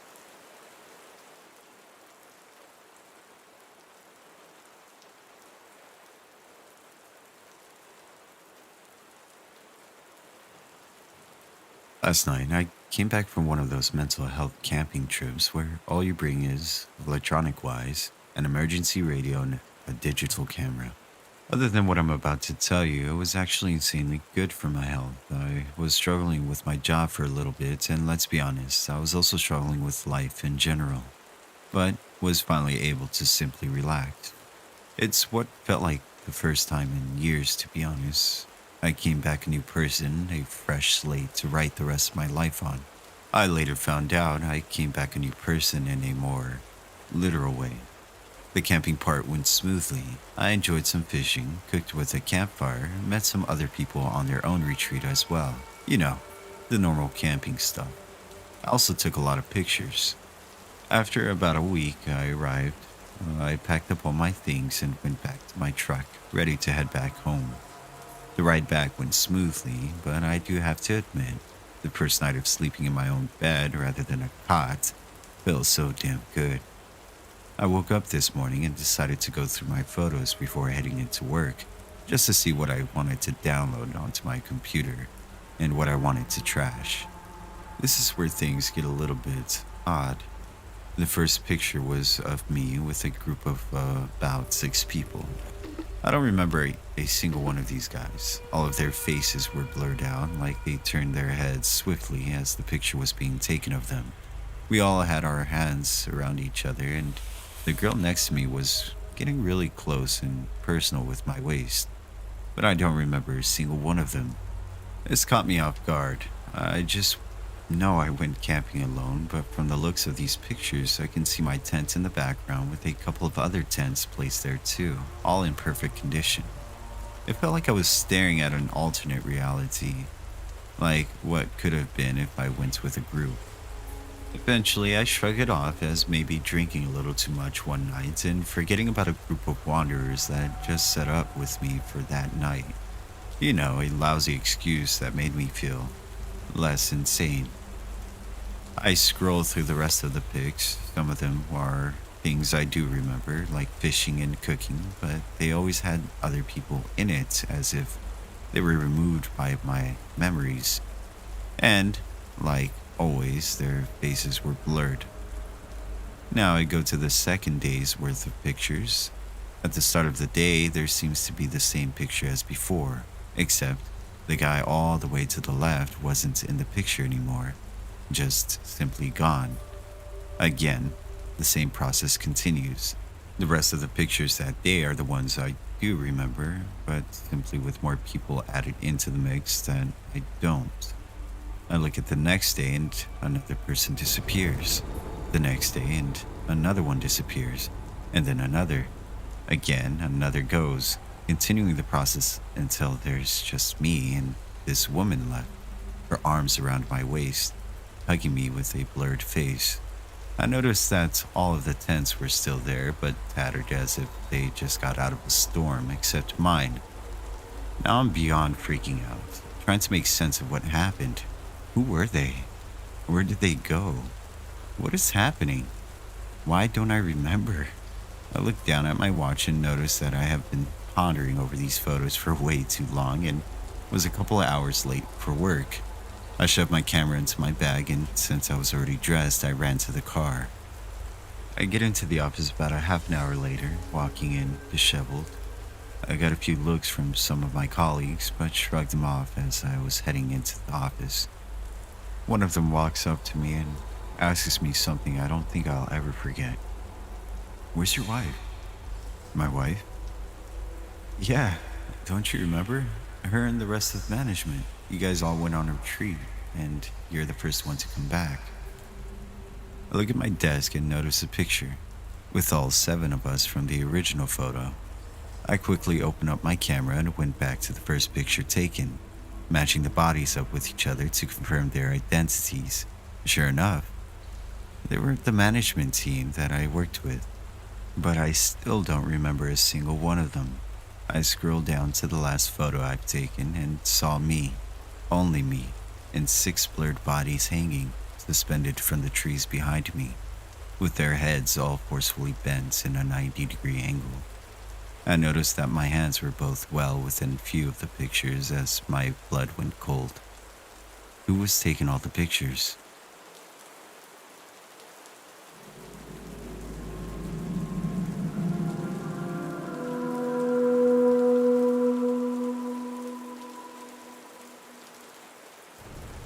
I'd never been much of an outdoor person, but the summer after my second year in college, one of my roommates convinced me to go tent camping with him. It was only over the weekend and I wasn't doing anything anyway, so I said I'd go with him. For the sake of privacy, I'll call him Jake. Now, Jake would go all out.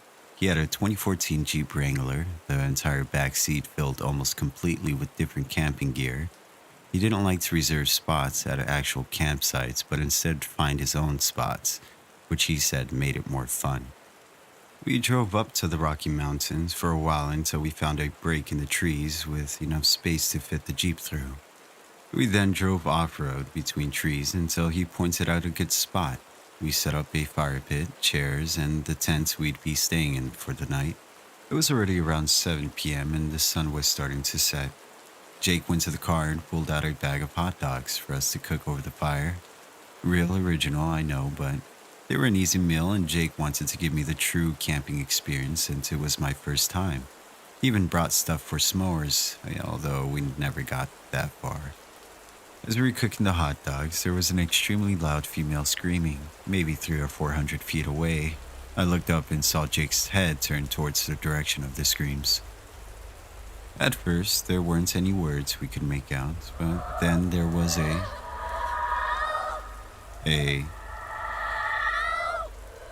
and all of them sounding more desperate than the last. Then the loudest, most terrifying scream was abruptly cut off mid-scream.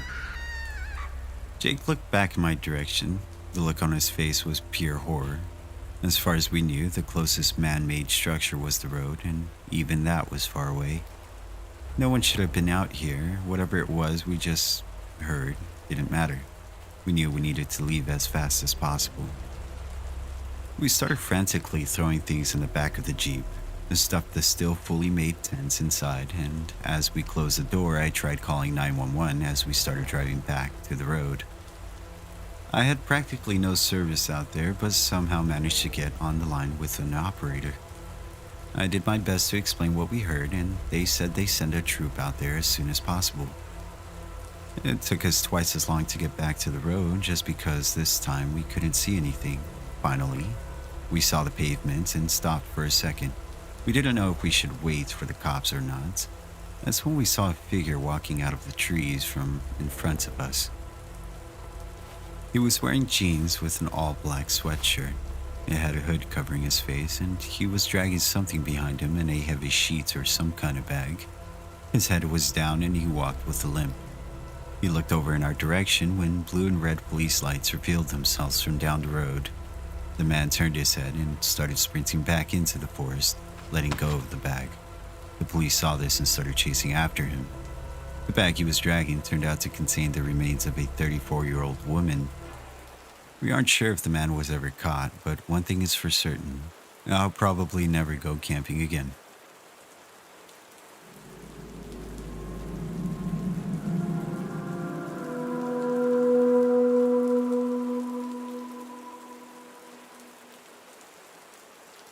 As the sun dipped down below the horizon, I could feel the wilderness enveloping our campsite. The fire crackled, a beacon against the creeping darkness, and my friend had ventured out to collect more firewood, leaving me alone with the unsettling silence of the woods. The night was moonless, and the only light came from the dying fire and a flashlight with faltering batteries. I heard a rustle from the edge of our campsite, so I called out, thinking it was my friend returning, but no answers came. I gripped the flashlight, the beam cutting through the blackness to reveal nothing. The forest seemed to press closer, and the darkness thickened. Suddenly, the silence was shattered by a scream. I knew instantly it wasn't human. It was primal, filled with agony that was ancient and deep. My heart raced, but I couldn't move, frozen by fear. The scream came again, but closer this time. I realized it wasn't one voice, but many, a cacophony of suffering that seemed to come from the very earth beneath me. In that moment, I felt something brush against my tent. I swung the light towards it, and for a split second I saw it. A glimpse of matted fur, eyes that reflected the light like mirrors, and a mouth agape with too many teeth. I blinked and it was gone. But The brush of its presence left a cold dread in my heart. I wanted to run, but where could I go? The forest was like a labyrinth, and whatever was out there it knew this place better than I ever could. The rustling returned, circling the campsite, and with it, a whispering that was almost human, speaking words I couldn't understand. When my friend finally returned, I was huddled by the embers of the fire, eyes wide, clutching the flashlight like a lifeline. He saw my terror and asked what happened, but I couldn't form the words to explain it. We left that first light, leaving the tents and our supplies behind. I never went back to those woods, and at night, when the house is quiet, I can sometimes hear that whispering at the edge of my hearing, a reminder of the nights when the forest spoke to me in voices of horror.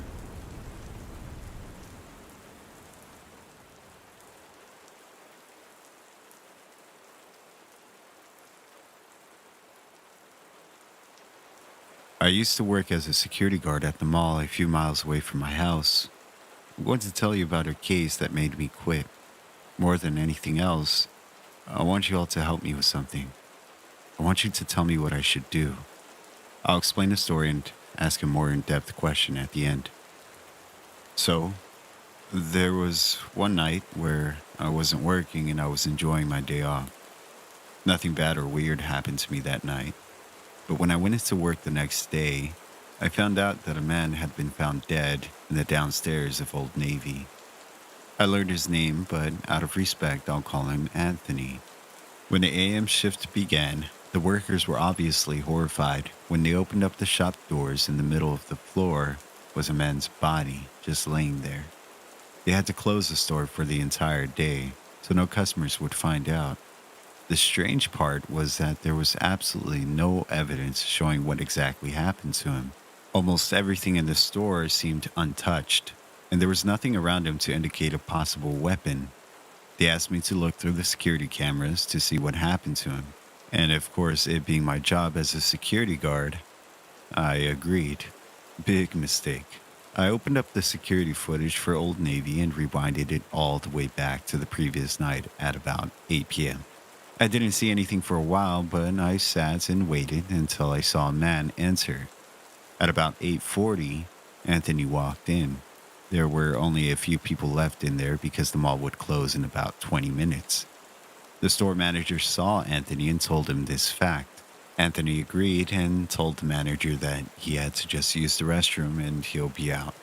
The manager understood and seemed to have pointed him to the direction of where the restrooms were. Anthony thanked the manager and clumsily waddled his way into the men's room, nervously clutching the area between his pants. When he went in, he never came out, or at least not anytime soon. I mean, I understand he's probably handling his business, but this was abnormally too long. It seemed as though all the workers inside forgot about him. Anthony seemed to have stayed in there far too long, and by then the store seemed to have closed. So I fast forwarded to the parts where he stepped out. I was a bit upset that the store maintenance didn't come in and check the bathrooms before closing, but I wasn't surprised. The cleaning staff in the mall has always been notoriously lazy and never do their jobs well. At that point, it was 9:20 p.m., and the store was completely closed. But when Anthony came out, the strangest part was he looked lost and confused. He also had a noticeably large bruise at the top of his head that was forming. It seemed fresh. Did he get into a fight? Did he slip and fall?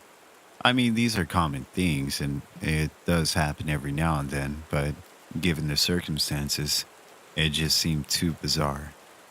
Not even moments later, I could see Anthony running into the main section of the store, except when he only took a few steps in, he quickly halted himself. The store, as well as the rest of the mall, was, as mentioned, closed.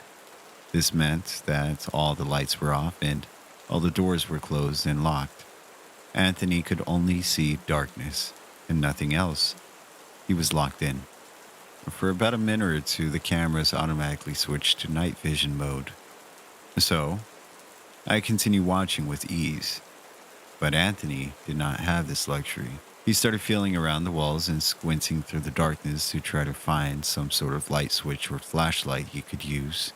Then, in that sudden moment, there was a sound of movement. The cameras aren't very good at picking up sound, but even I can hear it. I can see Anthony beginning to panic slightly as he frantically felt along the walls to find anything that could help. He eventually felt something sticking out of the wall. He didn't think twice before flicking it up. Thank God it was a light switch. Most of the lights in the store's main section turned on and gave Anthony sight again. The night vision on the camera settings nearly blinded me before switching back. Anthony was seen looking around the store. He was probably looking to see if there was any sort of person or animal that was making that sound or sneaking around. But there was no one. When he began walking around the store, surveying his surroundings, there were several large metal gates sealing all the front entrances shut. He looked around for any other possible way out, but everywhere he looked, he just saw clothing. There were shelves everywhere, absolutely filled with clothes. Clothes that were covering every single mannequin. I've never liked those goddamn mannequins. There must have been at least 20 of them at that moment. They looked like they were everywhere, with the bodies positioned in every which way, looking in every direction with their lifeless faces and plastic bodies and accessories. I've always wondered why stores even started using them in the first place. Then, suddenly, a huge crash of thunder scared Anthony half to death. It was storming outside that night. Bad, too. There was a terrible thunderstorm for a few hours. I knew the store would probably lose power at any moment. He knew this too. So, that gave him enough motivation to start finding a way out, quick. He started walking over to the other end of the store looking for any other exits, but on his way over, just as I predicted, all the lights in the stores went out. They came back on again after a few seconds, but in that brief moment of pitch black darkness, I could barely make out the sound of something moving again. I could tell he was trying to brush it off as something else, but what bothered me was the fact that the cameras never turned off. If the power went off, the cameras would be disabled and would need to be rebooted, but they stayed fully functional. I couldn't make sense of it. Anthony walked all the way to the back of the store, but found a bunch of small offices, no exits. As he turned back around to go back to the main section of the store, the lights flickered off and on again. This time, they stayed off for slightly longer. I was hoping that at any moment the night vision would switch on so I could see what was happening, but the lights came on again soon. The cameras stayed on yet again. This time, the store was different. Anthony walked back into the store's main section and stopped for a moment. He looked at all the mannequins in front of him. He could swear that at least 5 of them were turned towards him, and at least 2 of them were looking him dead in the eyes. I'm positive that they were not in those positions before, but he tried to pay no mind to them. I wouldn't either if I was in that situation. He walked towards the main help desk and started looking through the drawers. I could assume he was looking for some sort of key ring or something else to break out with. The lights went out again, but they came back up after only about 5 seconds. That's when Anthony was observed looking back out towards the store. He was looking at all the mannequins. Almost all of them were looking at him or facing him in some way. Their deadpanned, lifeless faces pierced his soul. I could sense this, and I was watching it in complete safety. Some of those mannequins had clearly moved a substantial amount. Some of their arms were in completely different positions, and their bodies were beginning to shape in a way that only a human body could. A few of them had completely moved off the panels they were initially displayed on, and they seemed to be moving towards Anthony. He began to breathe very quickly and nervously. He backed away from the desk and ran back down towards the narrow bathroom hallway. He probably thought it was a safer place. He forcefully pushed on the door, but it didn't budge. He tried pushing it again, but it didn't open. Poor Anthony. He didn't realize that the workers always lock all the doors in the workplace before leaving. He pounded the door so hard with his fist that, almost as if it was on cue, The lights went out, and this time it felt like an eternity. I most definitely heard many footsteps moving around the store.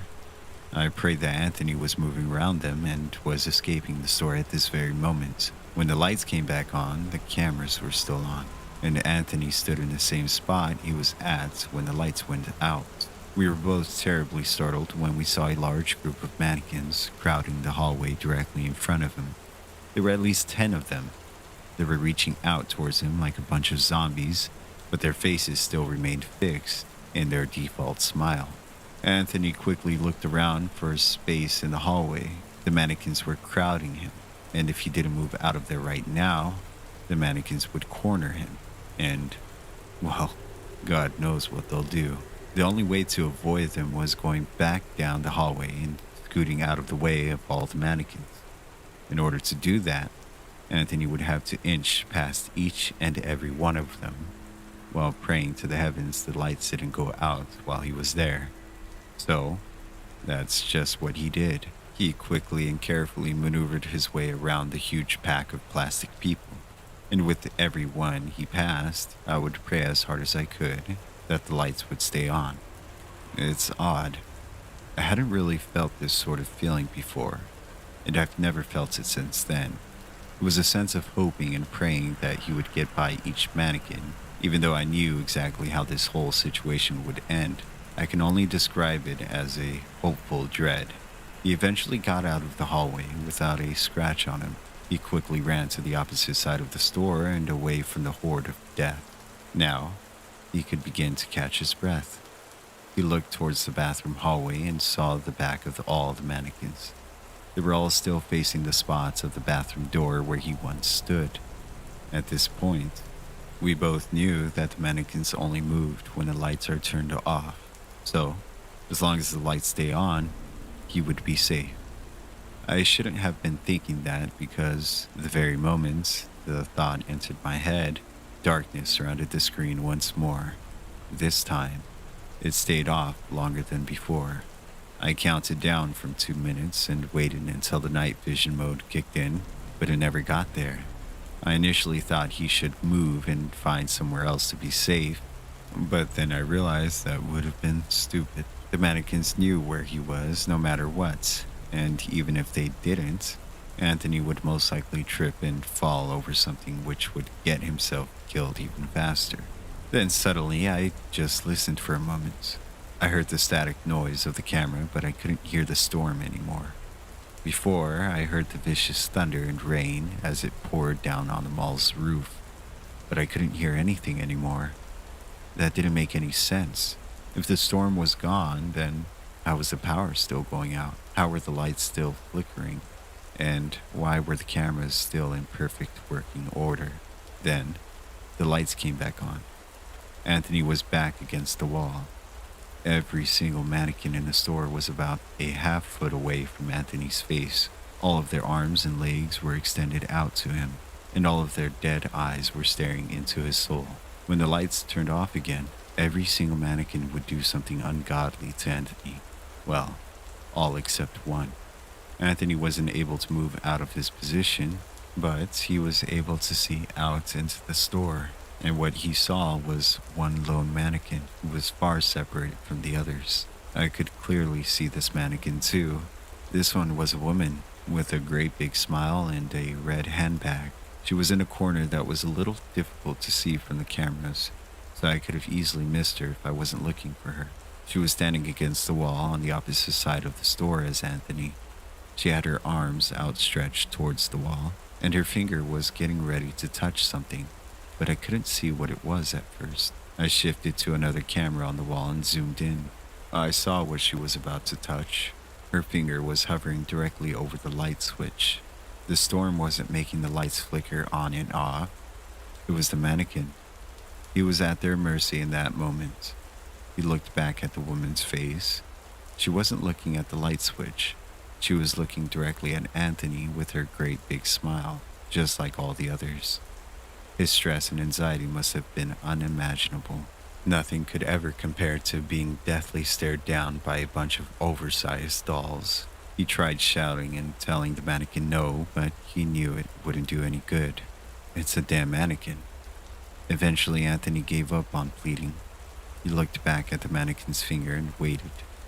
The last thing we saw was the small plastic finger move down ever so slightly.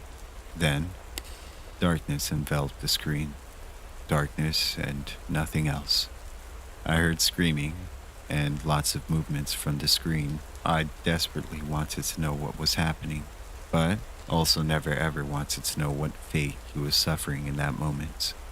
I heard silence after a while, but this time, the night vision mode did turn on, and when it did, I saw the store just as it looked this morning. I still to this day do not know what happened to that man, and at this point, I don't ever want to know. I need you guys to tell me what to do now. After a few more moments of watching the motionless store, I pressed stop. I did my best to destroy all the evidence from that night. I walked out and told them all that the store cut off the power to the camera and they didn't record anything major. I quit right after that. Should I go back and tell them the truth? I do feel bad, leaving that store with those monsters still inside. One small feature bothered me about the end of the surveillance video. When Anthony's body laid lifeless on the floor, and the mannequins returned to their regular store poses, one mannequin was still off. It was the woman. She had turned off the light switch for the final time. She was striking her appropriate pose, but she was staring directly into the camera, directly at me. She knew I was there. She knew I was watching. Now, she's watching me.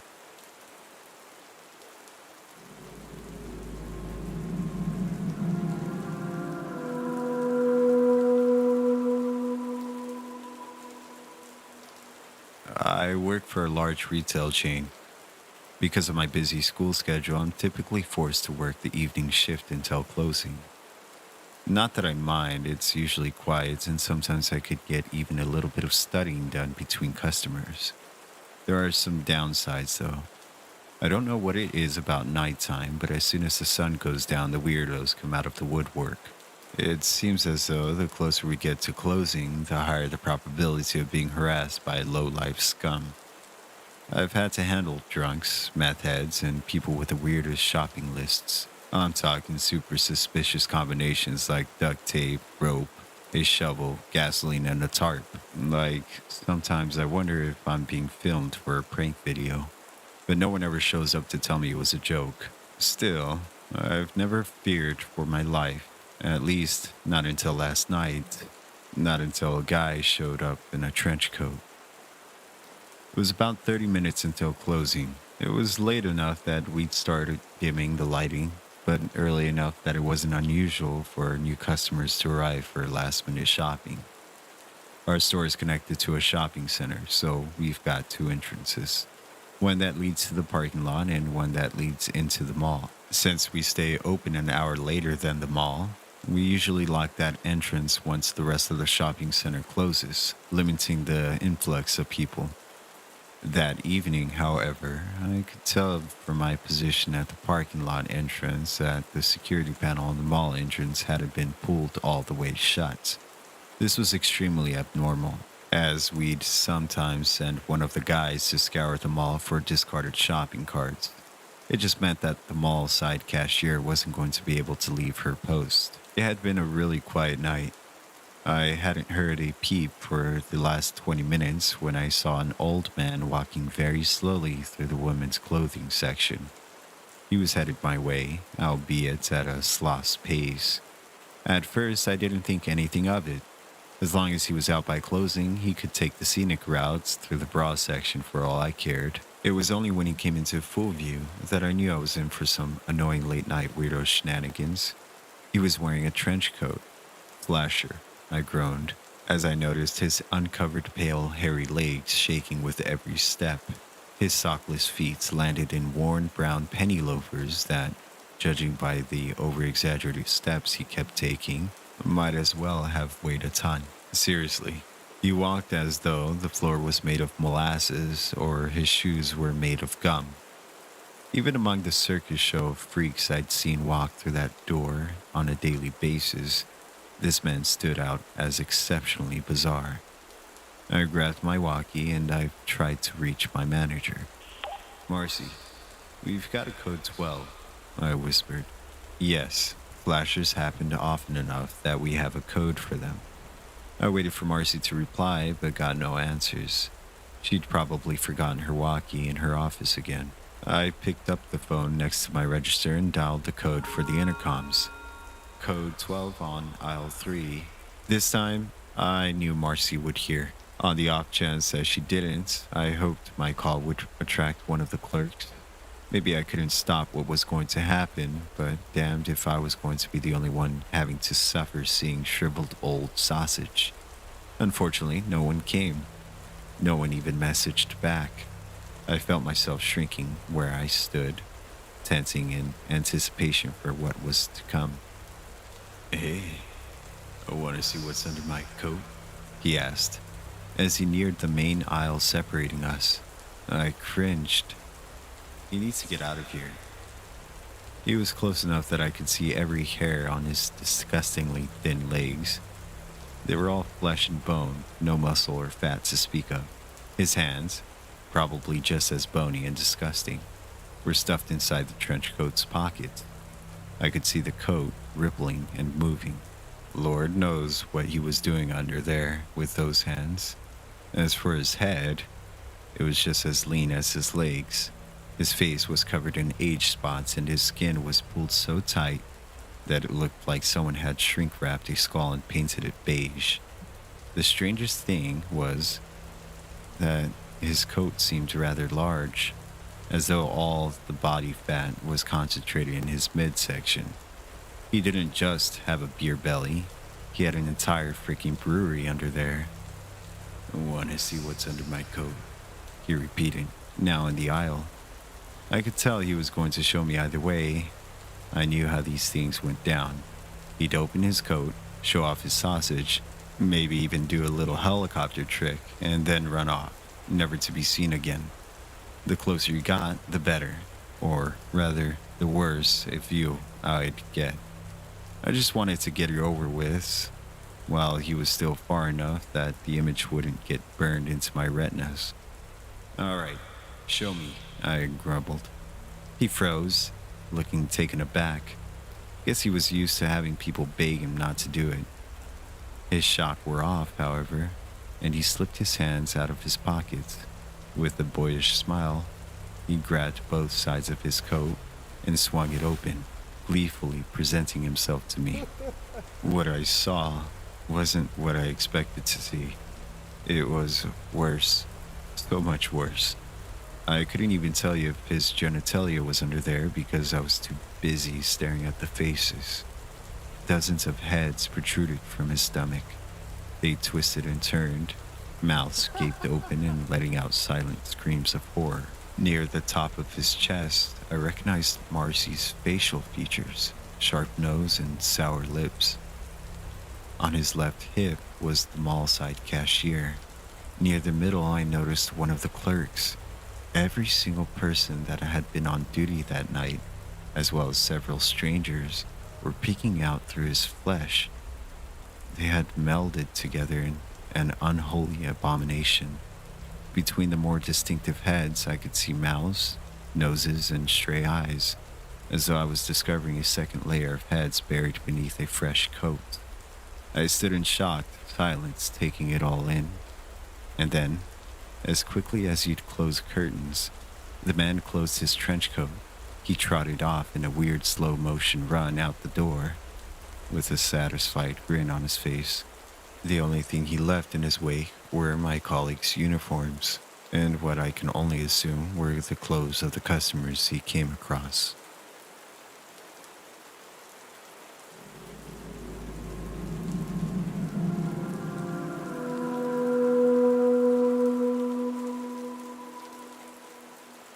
Well, it's that time of year again. Everyone's talking about their plans for Thanksgiving, whether it be to complain about having to visit their obnoxious relatives, or boasting about all the great food they're going to be stuffing down their gobs in the next few days. Not me, though. I don't have anything against Thanksgiving specifically, mind you. It's the day after that has my stomach in a knot. The day we've come to know as Black Friday. Now. I'm not some anti consumerist or anything like that. You see, a few years ago, something happened when I was out shopping, and ever since then, I've found myself increasingly anxious by that one little date on a calendar. Shopping hadn't been my intention that day. In fact, it had been the furthest thing from my mind. I just spent all of Thursday, once stayed over at my sister's place to celebrate with her family. After several hours of nonstop crying from her kids and being crowded by in laws, I was ready to go home and play hermits for the rest of the long weekend. It wasn't until I drove past a large outlet mall and saw a sign for a cheap flat screen TV that I decided to stop and take a look. The sad truth is that my own TV was plenty big enough already. I didn't need a new one, I just wanted one because of how cheap it was.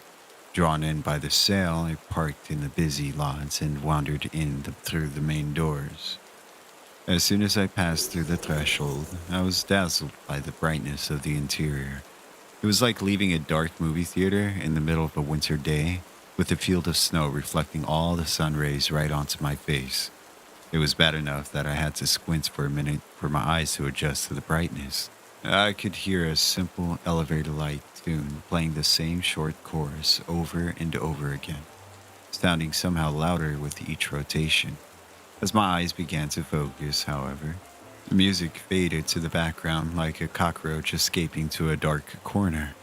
And so I looked around. I was in a mall, no surprise there. I was surrounded by pristine white walls, a flawless marble floor, and the lemony odor in the air all reminded me of a newly sterilized operating room. Despite all the cars in the parking lot, the mall was strangely empty, but I could hear the chatter of a crowd in the distance. There were bright neon lights flooding the empty hallway ahead of me, ushering me forward like a landing strip. I started to walk, but as I looked at the storefronts, I noticed most of the shops were still closed. That was odd. It was the middle of the afternoon on Black Friday. If there was ever a time for a store to be open, it was now. Curious though, I approached the closest door and pressed my hand against its windows, peering into the dark interior. As far as I could tell, it was devoid of both people and merchandise. All I could see were half-melted mannequins standing single file between a row of empty shelves. Judging by the amount of dust I could see, this store had been closed for quite some time. All of the stores were as empty as this one, so I figured this wing of the mall must have been under construction or something. I headed towards the sound of a crowd. The mall's appearance seemed to deteriorate the closer I got to the sound of a crowd, bringing credence to my theory that I'd entered through a part of the mall in the process of being renovated. They were probably finishing up work on the stores before reopening them. Where the marble floor had once been flawlessly smooth, it was now littered with scuff marks, dents, and pieces of chewing gum. The walls had yellowed and cracks had begun to form along their surface. Everywhere I looked, there were pieces of rubbish. Magazines, plastic shopping bags, wrappers, clothing, cardboard cutouts of cereal mascots, and even what appeared to be a brand new laptop. Among the garbage, I saw a wallet on the floor. Now, I'm not one of those sleazy jerks, so when I picked up the wallet, my every intention wasn't to keep it for myself. I genuinely had planned on returning it to its owner. However, as I fingered through it, I couldn't find a single piece of ID. Every available slot was filled with a different platinum credit card. No name marked on the fronts, no signature on the back. I checked the centerfold and found a whopping $300 in cash. I had two options: bringing it to the lost and found office, or abide by the tried and true finders keepers rule. I still hadn't decided. Even as I stuffed the wallet into my back pocket and gave it a firm slap, let's face it, if I did hand it over to the lost and found, they'd probably take the money themselves, right? I'd figured I'd hang on to it for now and hopefully come across its owner looking for it. I continued down the empty hallway of blackened storefronts until I came upon Pluto's Depot, a large electronics store with a banner that read, Black Friday sale. Everything must go. Hundreds of shoppers were running through the aisles, grabbing everything they could get their greedy little hands on.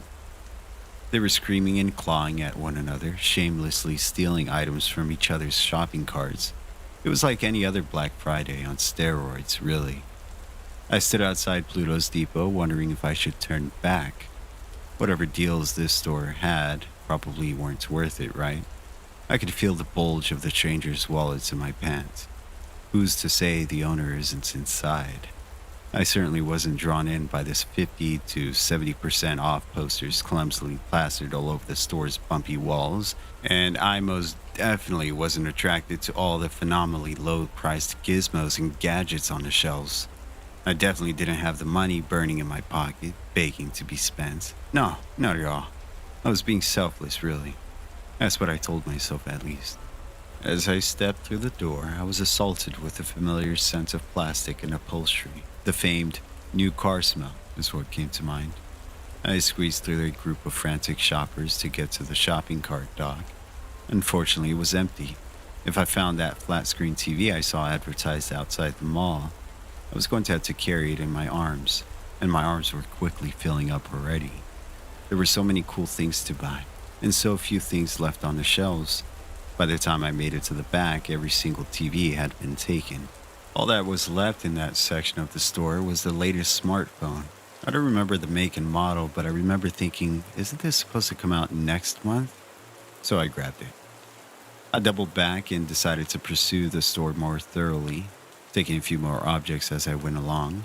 But as I walked through the aisles, I kept hearing the faintest groans coming from the posters on the walls. Groans that I ignored. I figured it was my imagination. Maybe I was hearing something from the other aisle. Hell if I know. With nothing else to buy, I parked myself at the back of the checkout line. It stretched all the way down the aisle and around the corner. I had an armful of stuff weighing me down, but it was worth it for the discount. I had enough gadgets to cover everyone's Christmas gifts, as well as a few more things for myself. A mini drone, a fancy remote-controlled car, my new phone, accessories, and a laptop case. That kind of stuff. Even with everything carefully balanced between my forearms and chest, I still fought to open the phone so I can admire it. I was about to buy it, and after all, who cared if I opened the box before I paid, right? It was great. Sleek, skinny, light. I couldn't wait to charge it and start playing with it. I shuffled around impatiently and looked at the line. We hadn't moved, I thought to myself. My neck was stiff, my feet were throbbing, and my back was aching. The objects in my arms felt as though they were getting heavier and heavier by the minute. The line was taking forever, and no one seemed to be leaving the store, no matter how much time has passed. I was tempted to leave, but I couldn't give up. I wanted the deals, I wanted that phone, and I wanted the gizmos and trinkets. I must have stood there for another 10 minutes without moving before I got frustrated and glanced towards the people ahead of me. Why hadn't we moved? Had the cashier fallen asleep? I felt my stomach stop as my eyes scanned the line. The other customers' shoes had melted onto the floor, and their hands had merged with their shopping carts. The closer they got to the register, the less the shoppers looked human. Their shapes became less and less distinct, blending into the objects they were purchasing and the walls they were leaning against. I let out a scream and I tried to take a step back, but my feet were stuck. I looked down, only to find my shoes had melted onto the floor as well. Oh God, it was happening to me. In shock, I dropped the boxes I was holding, sending them falling onto the floor. It felt as though an immense weight had been lifted from my shoulders, in the most literal sense. Like that carnival ride that looks like a flying saucer, pinning you against the wall. I hadn't realized how much pressure my body had been under until the pressure was gone. But it wasn't completely gone. My hand was impossibly heavy. It was the phone. I was still holding the phone. It was planted firmly in the palm of my hand. I could see its slick black casing melting into my flesh. My hand burned. Desperately, I clawed at the phone, trying to pry it from my skin. but it wouldn't budge. I remember flapping my arm up and down erratically as though I'd just caught a spider crawling up my hand. It wouldn't let go. The phone wouldn't let go of me. And then, by pure chance, my hand caught the wall, and the phone shattered into bits and pieces, ripping one of the 70% off posters from the porous surface. I was too busy nursing my hand to notice the wall at first. It was only then, when I heard a groan, that I looked up to find a tormented face looking back at me. He, or she, or it, had completely merged with the wall. Was the entire store like this? I remember sobbing as I plucked broken pieces of phone from my palm, while never taking my eyes off the person in the wall. My hand throbbed with pain, but with each chunk I pulled out, it hurt just a little bit less. Thankfully, when the last piece of plastic dropped to the floor, I was able to move my feet again. I ran out of Pluto's depot without looking back or trying to help anyone inside. I ran through the hallway of cracked walls, stopping only long enough to realize they were eyes staring back at me within those cracks. I staggered out of the mall and into the empty parking lot. My car was the only one there, off in the distance. I turned around, and instead of a large outlet mall I'd walked in earlier, I found one of the many crumbling abandoned buildings we see nowadays. That's why I like to stay at home at this time of year, because honestly, that fake mall is still out there somewhere, and I have no way of knowing which doors will lead me to it. I'm afraid it'll lure me back in, and I won't have the willpower to resist next time.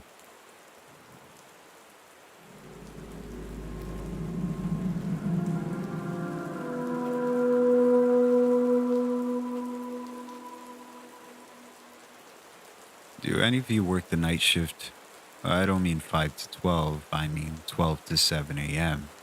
Well, I work night security at a strip mall. The area I live in is pretty nice, but at night it feels like a different city.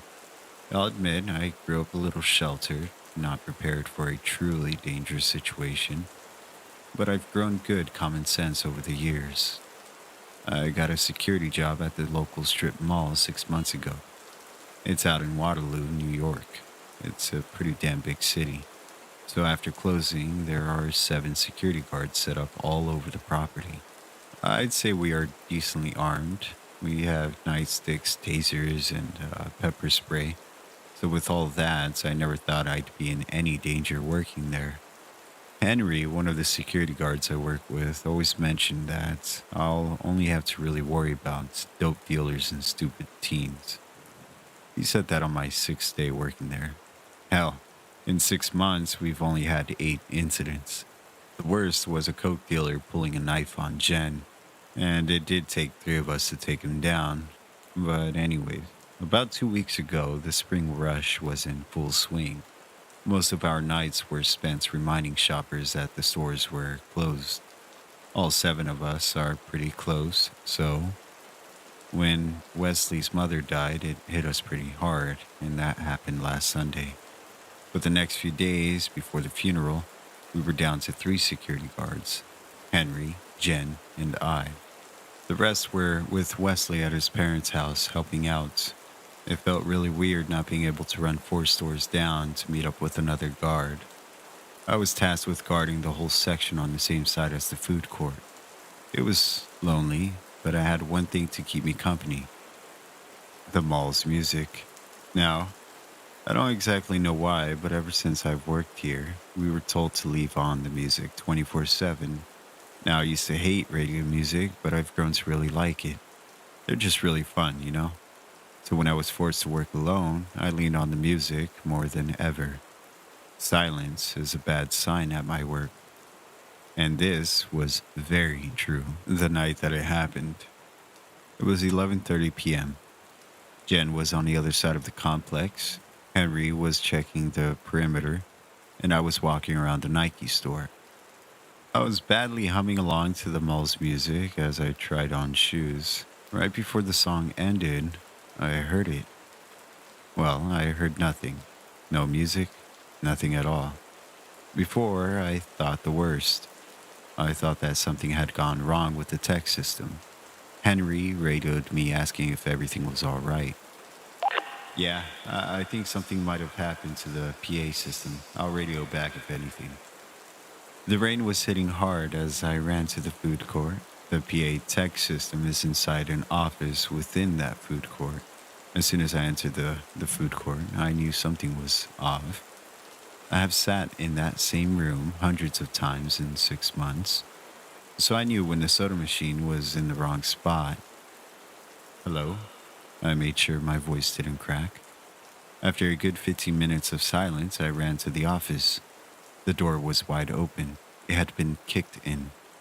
I pulled out my taser as I entered the office. The whole PA system was completely smashed, but nothing else was touched. The silence was getting to me. Henry, Jen, I need you guys here now. Someone broke into the food court. I was panicking. I sat in the computer chair back against the office wall until they both got there 5 minutes later. We walked around my section, but I couldn't find a thing. Once we got back to the food court, Jen slapped her head. Dom, please tell me you checked the security footage. Damn. I was too scared earlier that I completely forgot the security office was right across from the tech office. I shook my head. All three of us marched into the security office and rewinded the food court footage. At about 11:28 p.m., the doors to the food court opened. A man wearing a blue suit shuffled in. I thought he was trying to be silent, but the guy kept moving like that. The man was bald. His skin had a really odd gray hue, but he kept his face towards the ground. The man moved towards the back, but tripped over one of the tables, falling onto the soda machine. That's when we got a good look at their face. The man was wearing a mask, a giant, almost comical nose, eyes that were pure black holes, and his mouth filled with small spears for teeth. It was almost as if he knew that his mask got caught. He threw his left hand in front of it. His hand was huge, like baseball gloves. He also had really long nails. They looked like they were filed to the point. But anyways, the man shuffled over to the back office, smashed his shoulder against the door until it broke. He disappeared into the office. Once he left, it was 11:32 p.m., only 20 seconds before I entered the food court. He ran out to the back door. I was excited. We should have been able to find this guy quickly, but I remembered that it was already 11:45. He had enough time to get to the other side of the complex if he wanted to. All right, I checked the other cameras. He must have known where to go because I haven't gotten anything. Let's search the whole complex together. No splitting up. Jen ordered. A few minutes later, all three of us were checking the stores on my side. We got to the Adidas stores when we all heard it. The music started up again. My heart nearly jumped out of my chest and Jen screamed. Henry put his hands on our shoulders and said, "All right, shut up. I need you two to stay right here. I'll radio back as soon as I get to the office." "Should we call the cops?" I asked. "It's one guy. I'll call them as soon as we catch him," he responded before he ran off. While we waited for Henry to radio in, Jen and I checked the rest of the Adidas store. Dom, get over here. Jen screamed as I was looking behind the counter. She brought me back to the dressing room. I had no idea what was going on until she turned my head towards the mirror at the end of the hallway. "Banished to hell, clawed my way back to earth," was painted in gold on the mirror. "Hey, Henry, we need you back here. Some weird stuff is going on." I radioed to Henry. Yeah, I know. The PA system is still smashed. There is no way the music should be playing right now." As soon as Henry said that, we all heard a loud smash coming from the island stores.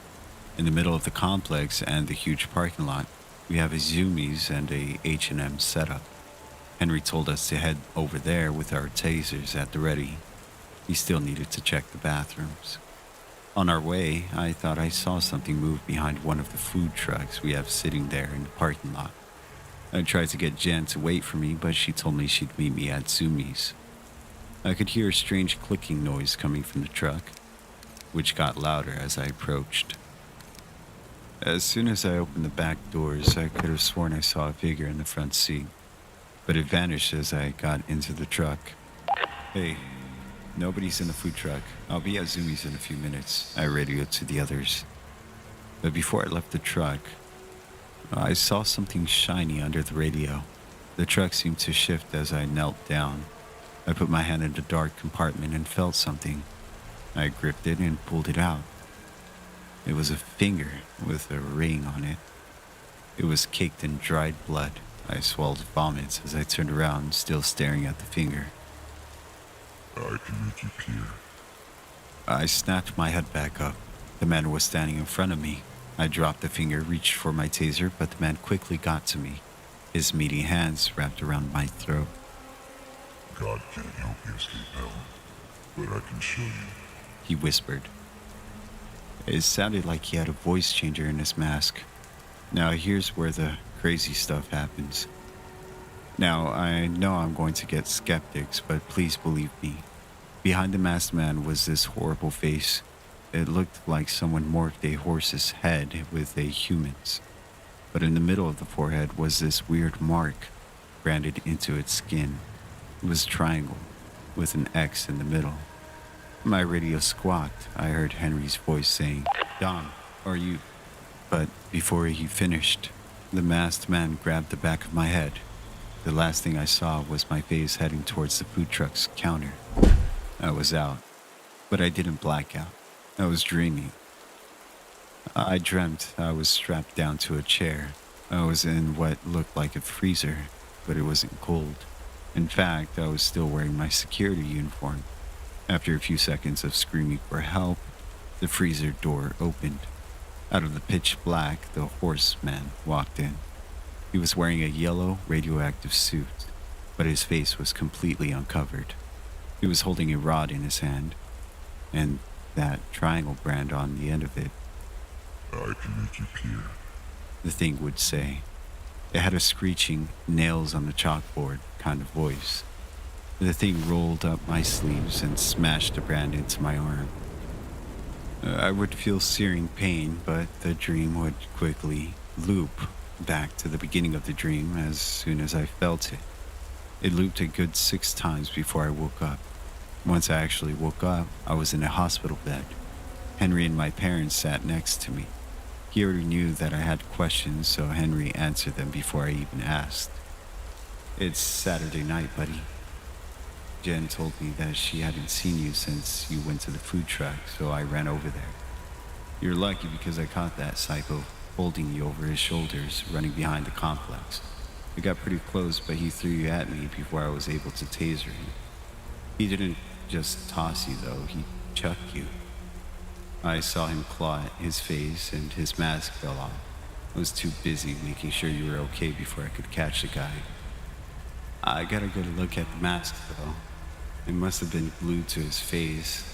It even had a bald cap. But guess what was inside? I sat up in the hospital bed. A voice changer? Henry looked surprised. Yeah, actually. My father interrupted the conversation, telling me that the police wanted to talk to me. When I talked to the police, they said that they would try to find the guy. His hands would make it easy.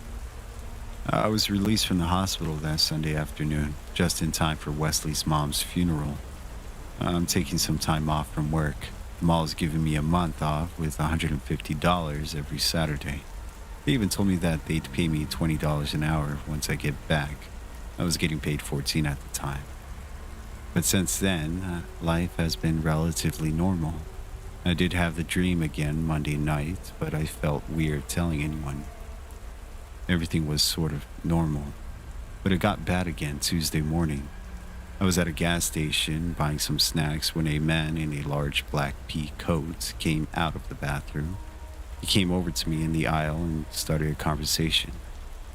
What's your favorite kind of beef jerky? The man said. He had an average face, except his jaw was razor sharp, and his hair was pretty long, but he looked normal. Usually the Jack Link's teriyaki bites, but they're really expensive, I said, holding up the bag. The man slowly walked towards me and nodded at another off-brand teriyaki jerky bag.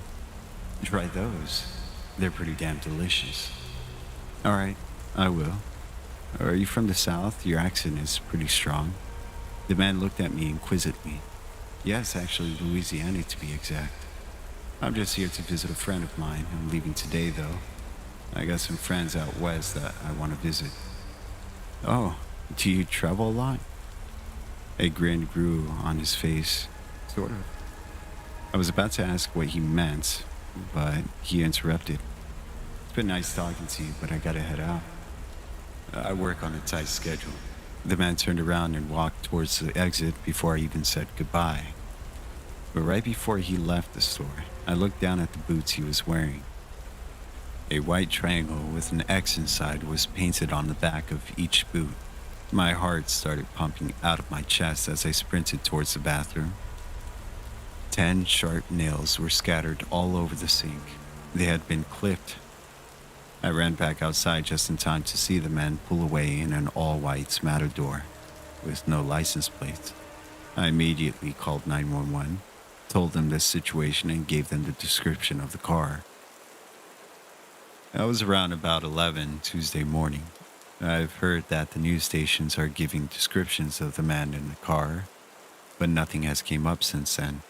I truly wish that I could help whomever he's going to meet next, but I feel this selfish relief that the man is away from me now. I just hope he took his abomination with him.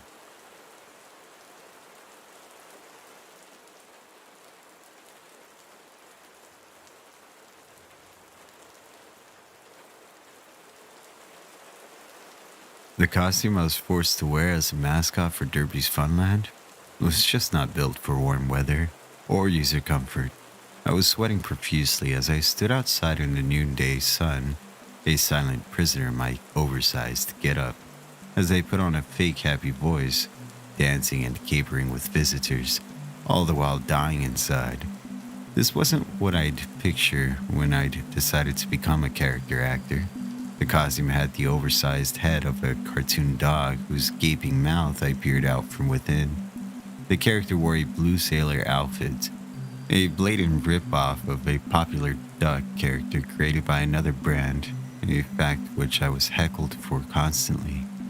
Hey, Darby Duck! A little kid yelled, tossing his hot dog at me and staining my costume yellow with mustard across the front. It was the third time that morning I'd been assaulted by a child, which was my cue to take a smoke break. I began stomping away when someone called after me angrily. Hey, asshole! My kid wanted a show. Where do you think you're going? I turned around and saw a red-faced man with a large camera strapped around his neck. He was wearing a fanny pack and an Ed Hardy t-shirt. The devil child's father, I presume. Whoops, I said, gritting my teeth and looking down at an obnoxious twerp who had just branded me with mustard. How do you Darby do, little fella? Are you having a great day at Darby's Funland? The kid leered up at me, grinning a gap-toothed, bully smile. You wrecked my Darby dog.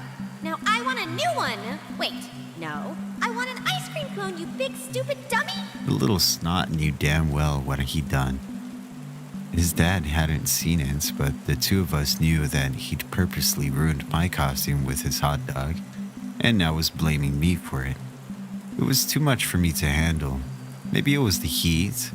Maybe it was the fact that I hadn't eaten breakfast yet. Or maybe it was just the infuriating grin of that punk kid staring up at me, knowing he could get away with murder. I think you're remembering that wrong, little friend. You threw your hot dog at Darby. Hey, my kid wouldn't do that. Don't blame him for your clumsy ass. The little boy took a cue from his father and started crying crocodile tears. Darby's a big fat liar. Maybe he ruined my hot dog. A moment later, the guy was attacking me, shoving me until eventually my manager had to come over, his face a frustrating mask of calm. What seems to be the problem here? This punk ass ruined my kid's lunch, and now he's trying to blame him for it. I should sue you guys. Sure, sue me for a hot dog, I thought in my head. Thankfully, it had gone too far by this point, and I knew better than to say it out loud. I'm so terribly sorry, sir. Please, follow me this way. Let me take you to our VIP lounge, and we'll get you and your son some complimentary refreshments.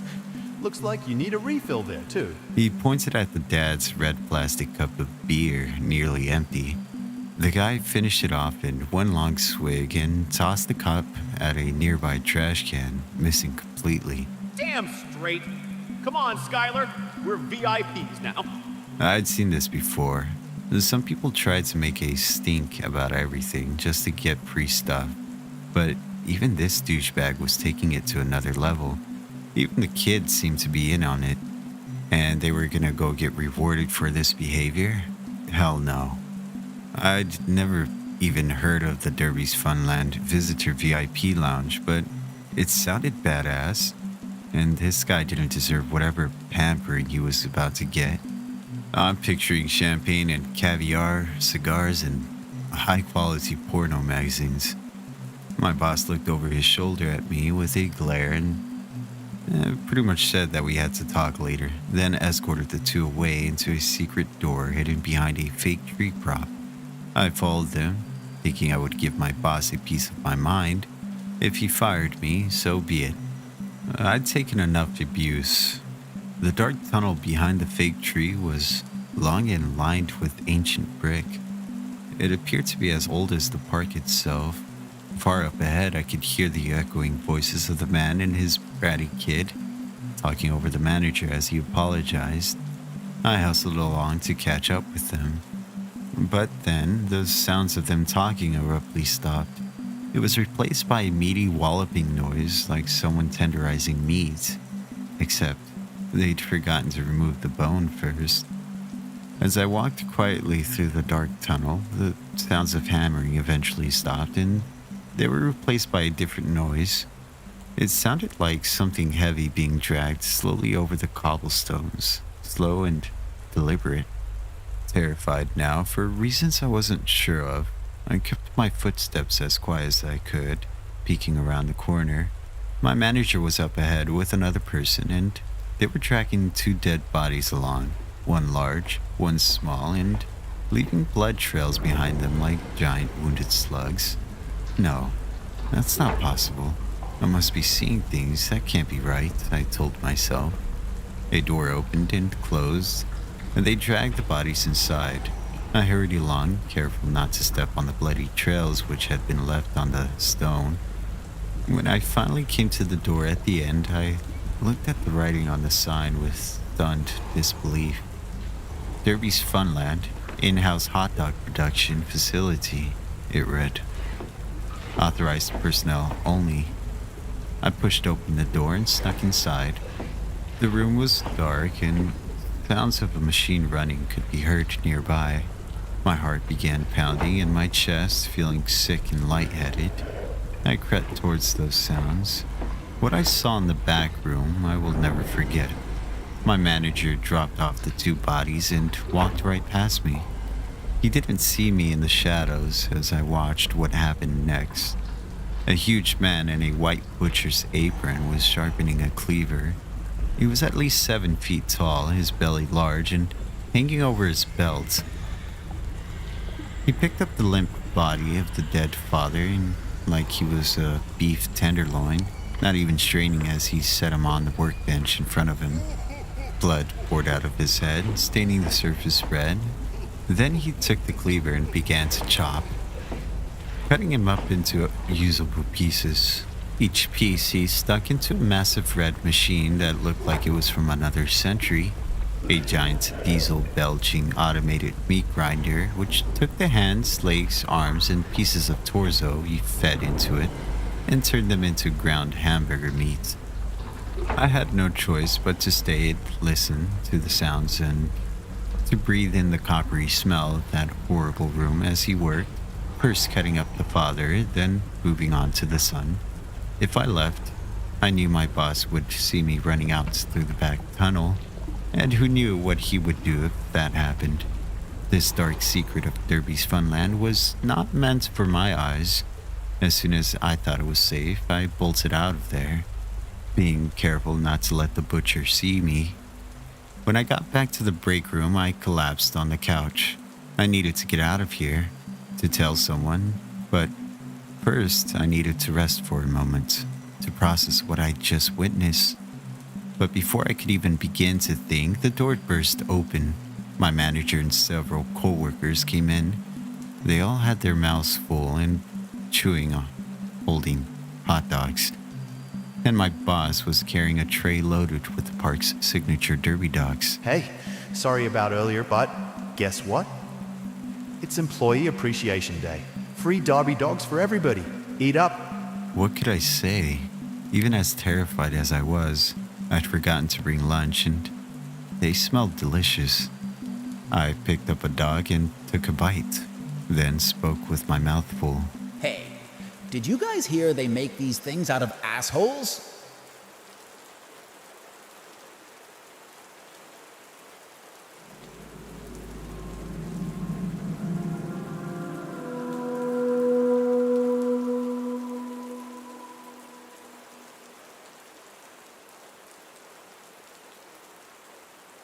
The day started with excitement, a trip to Luna's amusement park with friends to celebrate the end of summer. The park buzzed with energy, colorful flags flapping above, and the air filled with the familiar scent of popcorn and funnel cakes. As the day waned, I noticed someone in a park uniform who seemed to be everywhere we went. Initially, I thought it was a diligent worker, but after the fourth encounter by different rides, I started to feel uncomfortable. The person's gaze lingered too long, their smile a little too fixed. By evening, the thrill rides was replaced with a prickling sense of unease. I whispered my concerns to my friends, but they laughed it off, attributing to my love for horror stories. Yet, I couldn't shake the feeling of being watched.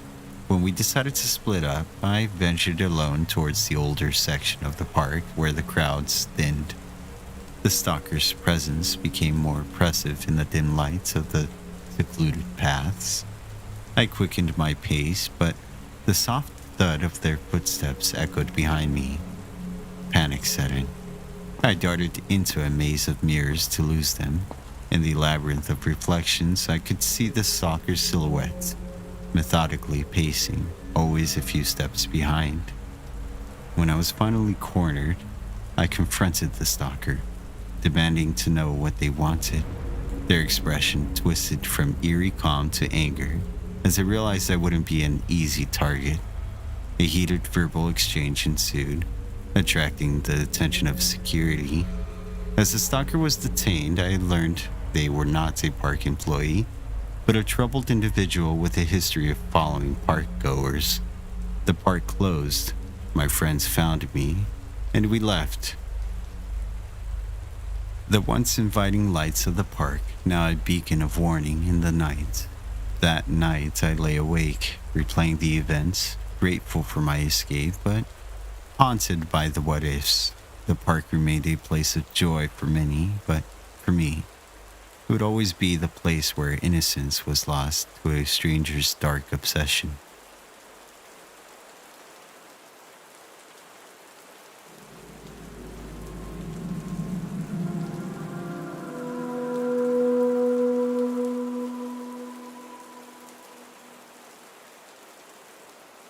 Did you know that there's a second hidden Disneyland beneath the real one?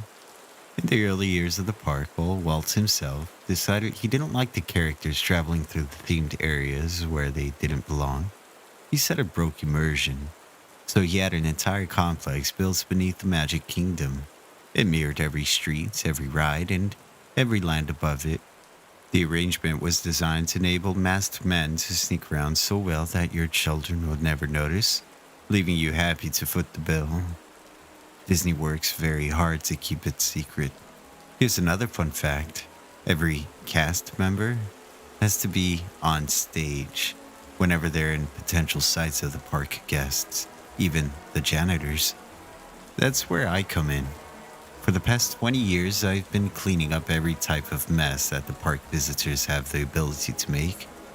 If you come off the teacups and paint the ground with the clam chowder you just ate at Royale Street Veranda, I'll be there. It's my job to whisk away the spunk with the precision of a diligent surgeon. It's a lot easier than you think, given the fact that we've been watching you from the very moment your tumbly got the rumblies. There are cameras on you from the moment you're shepherded into a parking spot in the morning until the tram drops you off after the fireworks at night. Things are fine if you know your place. I learned that pretty quickly. The first lesson sticks out in my mind. I'd been on the job for 1 year, 7 months, and 13 days when a distraught-looking couple came to me and asked me where they should go to inquire about a missing child. I was in the zone immediately, leading them straight to the office on Main Street while explaining how park employees would have their daughter escorted through the underground passages directly into their waiting arms. Upon arriving at the office, I opened the door, turned around, and let them inside. Then I turned back, but they were gone. I was searching furiously for them when the head security emerged, looking grim.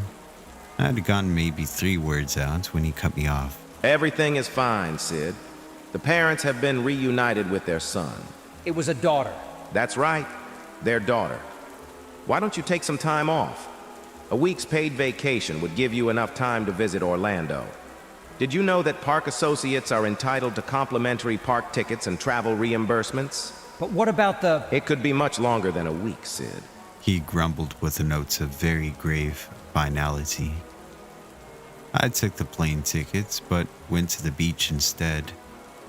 I did very well for myself in the ensuing years. I cleaned things up, and I didn't question why our electric meters would occasionally record 10,000 megawatt hours used between closing at night and opening the next morning. There was no reason to ask why a dozen staff members frequently spent the night ferociously cooking food that none of the night staff ever ate. I never inquired about why there was a yellow door in the passageway under Adventureland, or why I got vertigo every time I drove by it. And no one ever questioned the firm policy of distraught families that had been separated. Get them out of sight. It breaks immersion. That reason was always good enough for me. But the strangest thing ever to happen was just a couple of weeks ago. I was in the underground Disneyland, spending my break by trying to forget about the poopy accident I had to fix in the Alice in Wonderland ride. A costumed Mickey Mouse came into the lounge, looked at me, then sat on the opposite couch with his legs crossed. I smiled and nodded, and tried to zone out, but it's hard to do when a cartoon mouse is staring right at you. And why was he still a mouse? The first thing I do upon stepping off stage is to drop my smile, let out a fart, and ease into relaxation mode. Why wouldn't someone take the first opportunity to take off a ridiculous mouse head? I stared back. He didn't move. It wasn't pleasant. I wondered if he was stuck in that damned thing, and obsessively started looking for seams in the costume, but I couldn't find any. My blood dropped a few degrees while my stomach turned over like a bleached whale as I realized there were no openings in the costume. I mean, what the hell? Was this guy sewed directly into the outfit? Was the illusion that good? Could my very dull imagination actually have conjured up the belief in magic? And why was he just staring at me? That's weird as hell, even without the fused cartoon mouse skin suit. There was no getting around the fact that this person was an odd duck who wore that fact like a badge of honor. Then, it blinked. I don't mean the man inside the costume blinked. I mean those giant mouse eyes rolled over to me, locked onto my face, and the anthropomorphic cartoon rodent blinked its goddamn eyes. We were alone in the room, and I was about ready to leave a bigger stain than that loose-bowed boy in the Alice ride. I opted, however, to turn and run into the hallway instead. I got a sudden burst of adrenaline-fueled energy when I heard rapid-fire footsteps behind me. I tried to outrun the thing, but my football glory days are a quarter century in the past, so that didn't work out very well. I think I made it about 300 yards before my burning lungs forced me to roll onto the floor and wait for my own untimely demise at the gloved hands of a mouse. But He didn't kill me. But through my blurred vision and desperate gasps, I was barely able to make out a very man-sized shape standing above. It was the head of security. He looked furious. Next to him was a man who looked vaguely familiar. He was tall, pale, and dressed in a gray suit with a fedora. He didn't look like he'd been running at all. Well, Sid, The head of security casually shouted, clearly less winded than I was. how about we send you to Europe for this vacation? I'm in Italy now. A few days ago, I started reading about other people who were coming out online about their Disney experiences. I stopped being able to accept the denial that I had worked so hard to maintain. I also noticed that a lot of other people on my tour had connections to Disney, despite the fact that we had never met before and were not part of a Disney-sanctioned tour. It seems that we'd been gathered together on purpose, but someone clearly didn't want us to know what purpose that might be. It was a very odd situation at best, so I did exactly what I'd been taught to do. I separated myself from the situation. That's the best way to keep things clean. I didn't show up for the day trip to Genova, and in doing so, I was able to stay away from the bridge that collapsed a few days back that killed everyone else in my tour group. I'm the only one left to tell my story, and that story will end with me making it very, very clear. I won't be going back home. I think I'll be much safer living under the radar in Europe.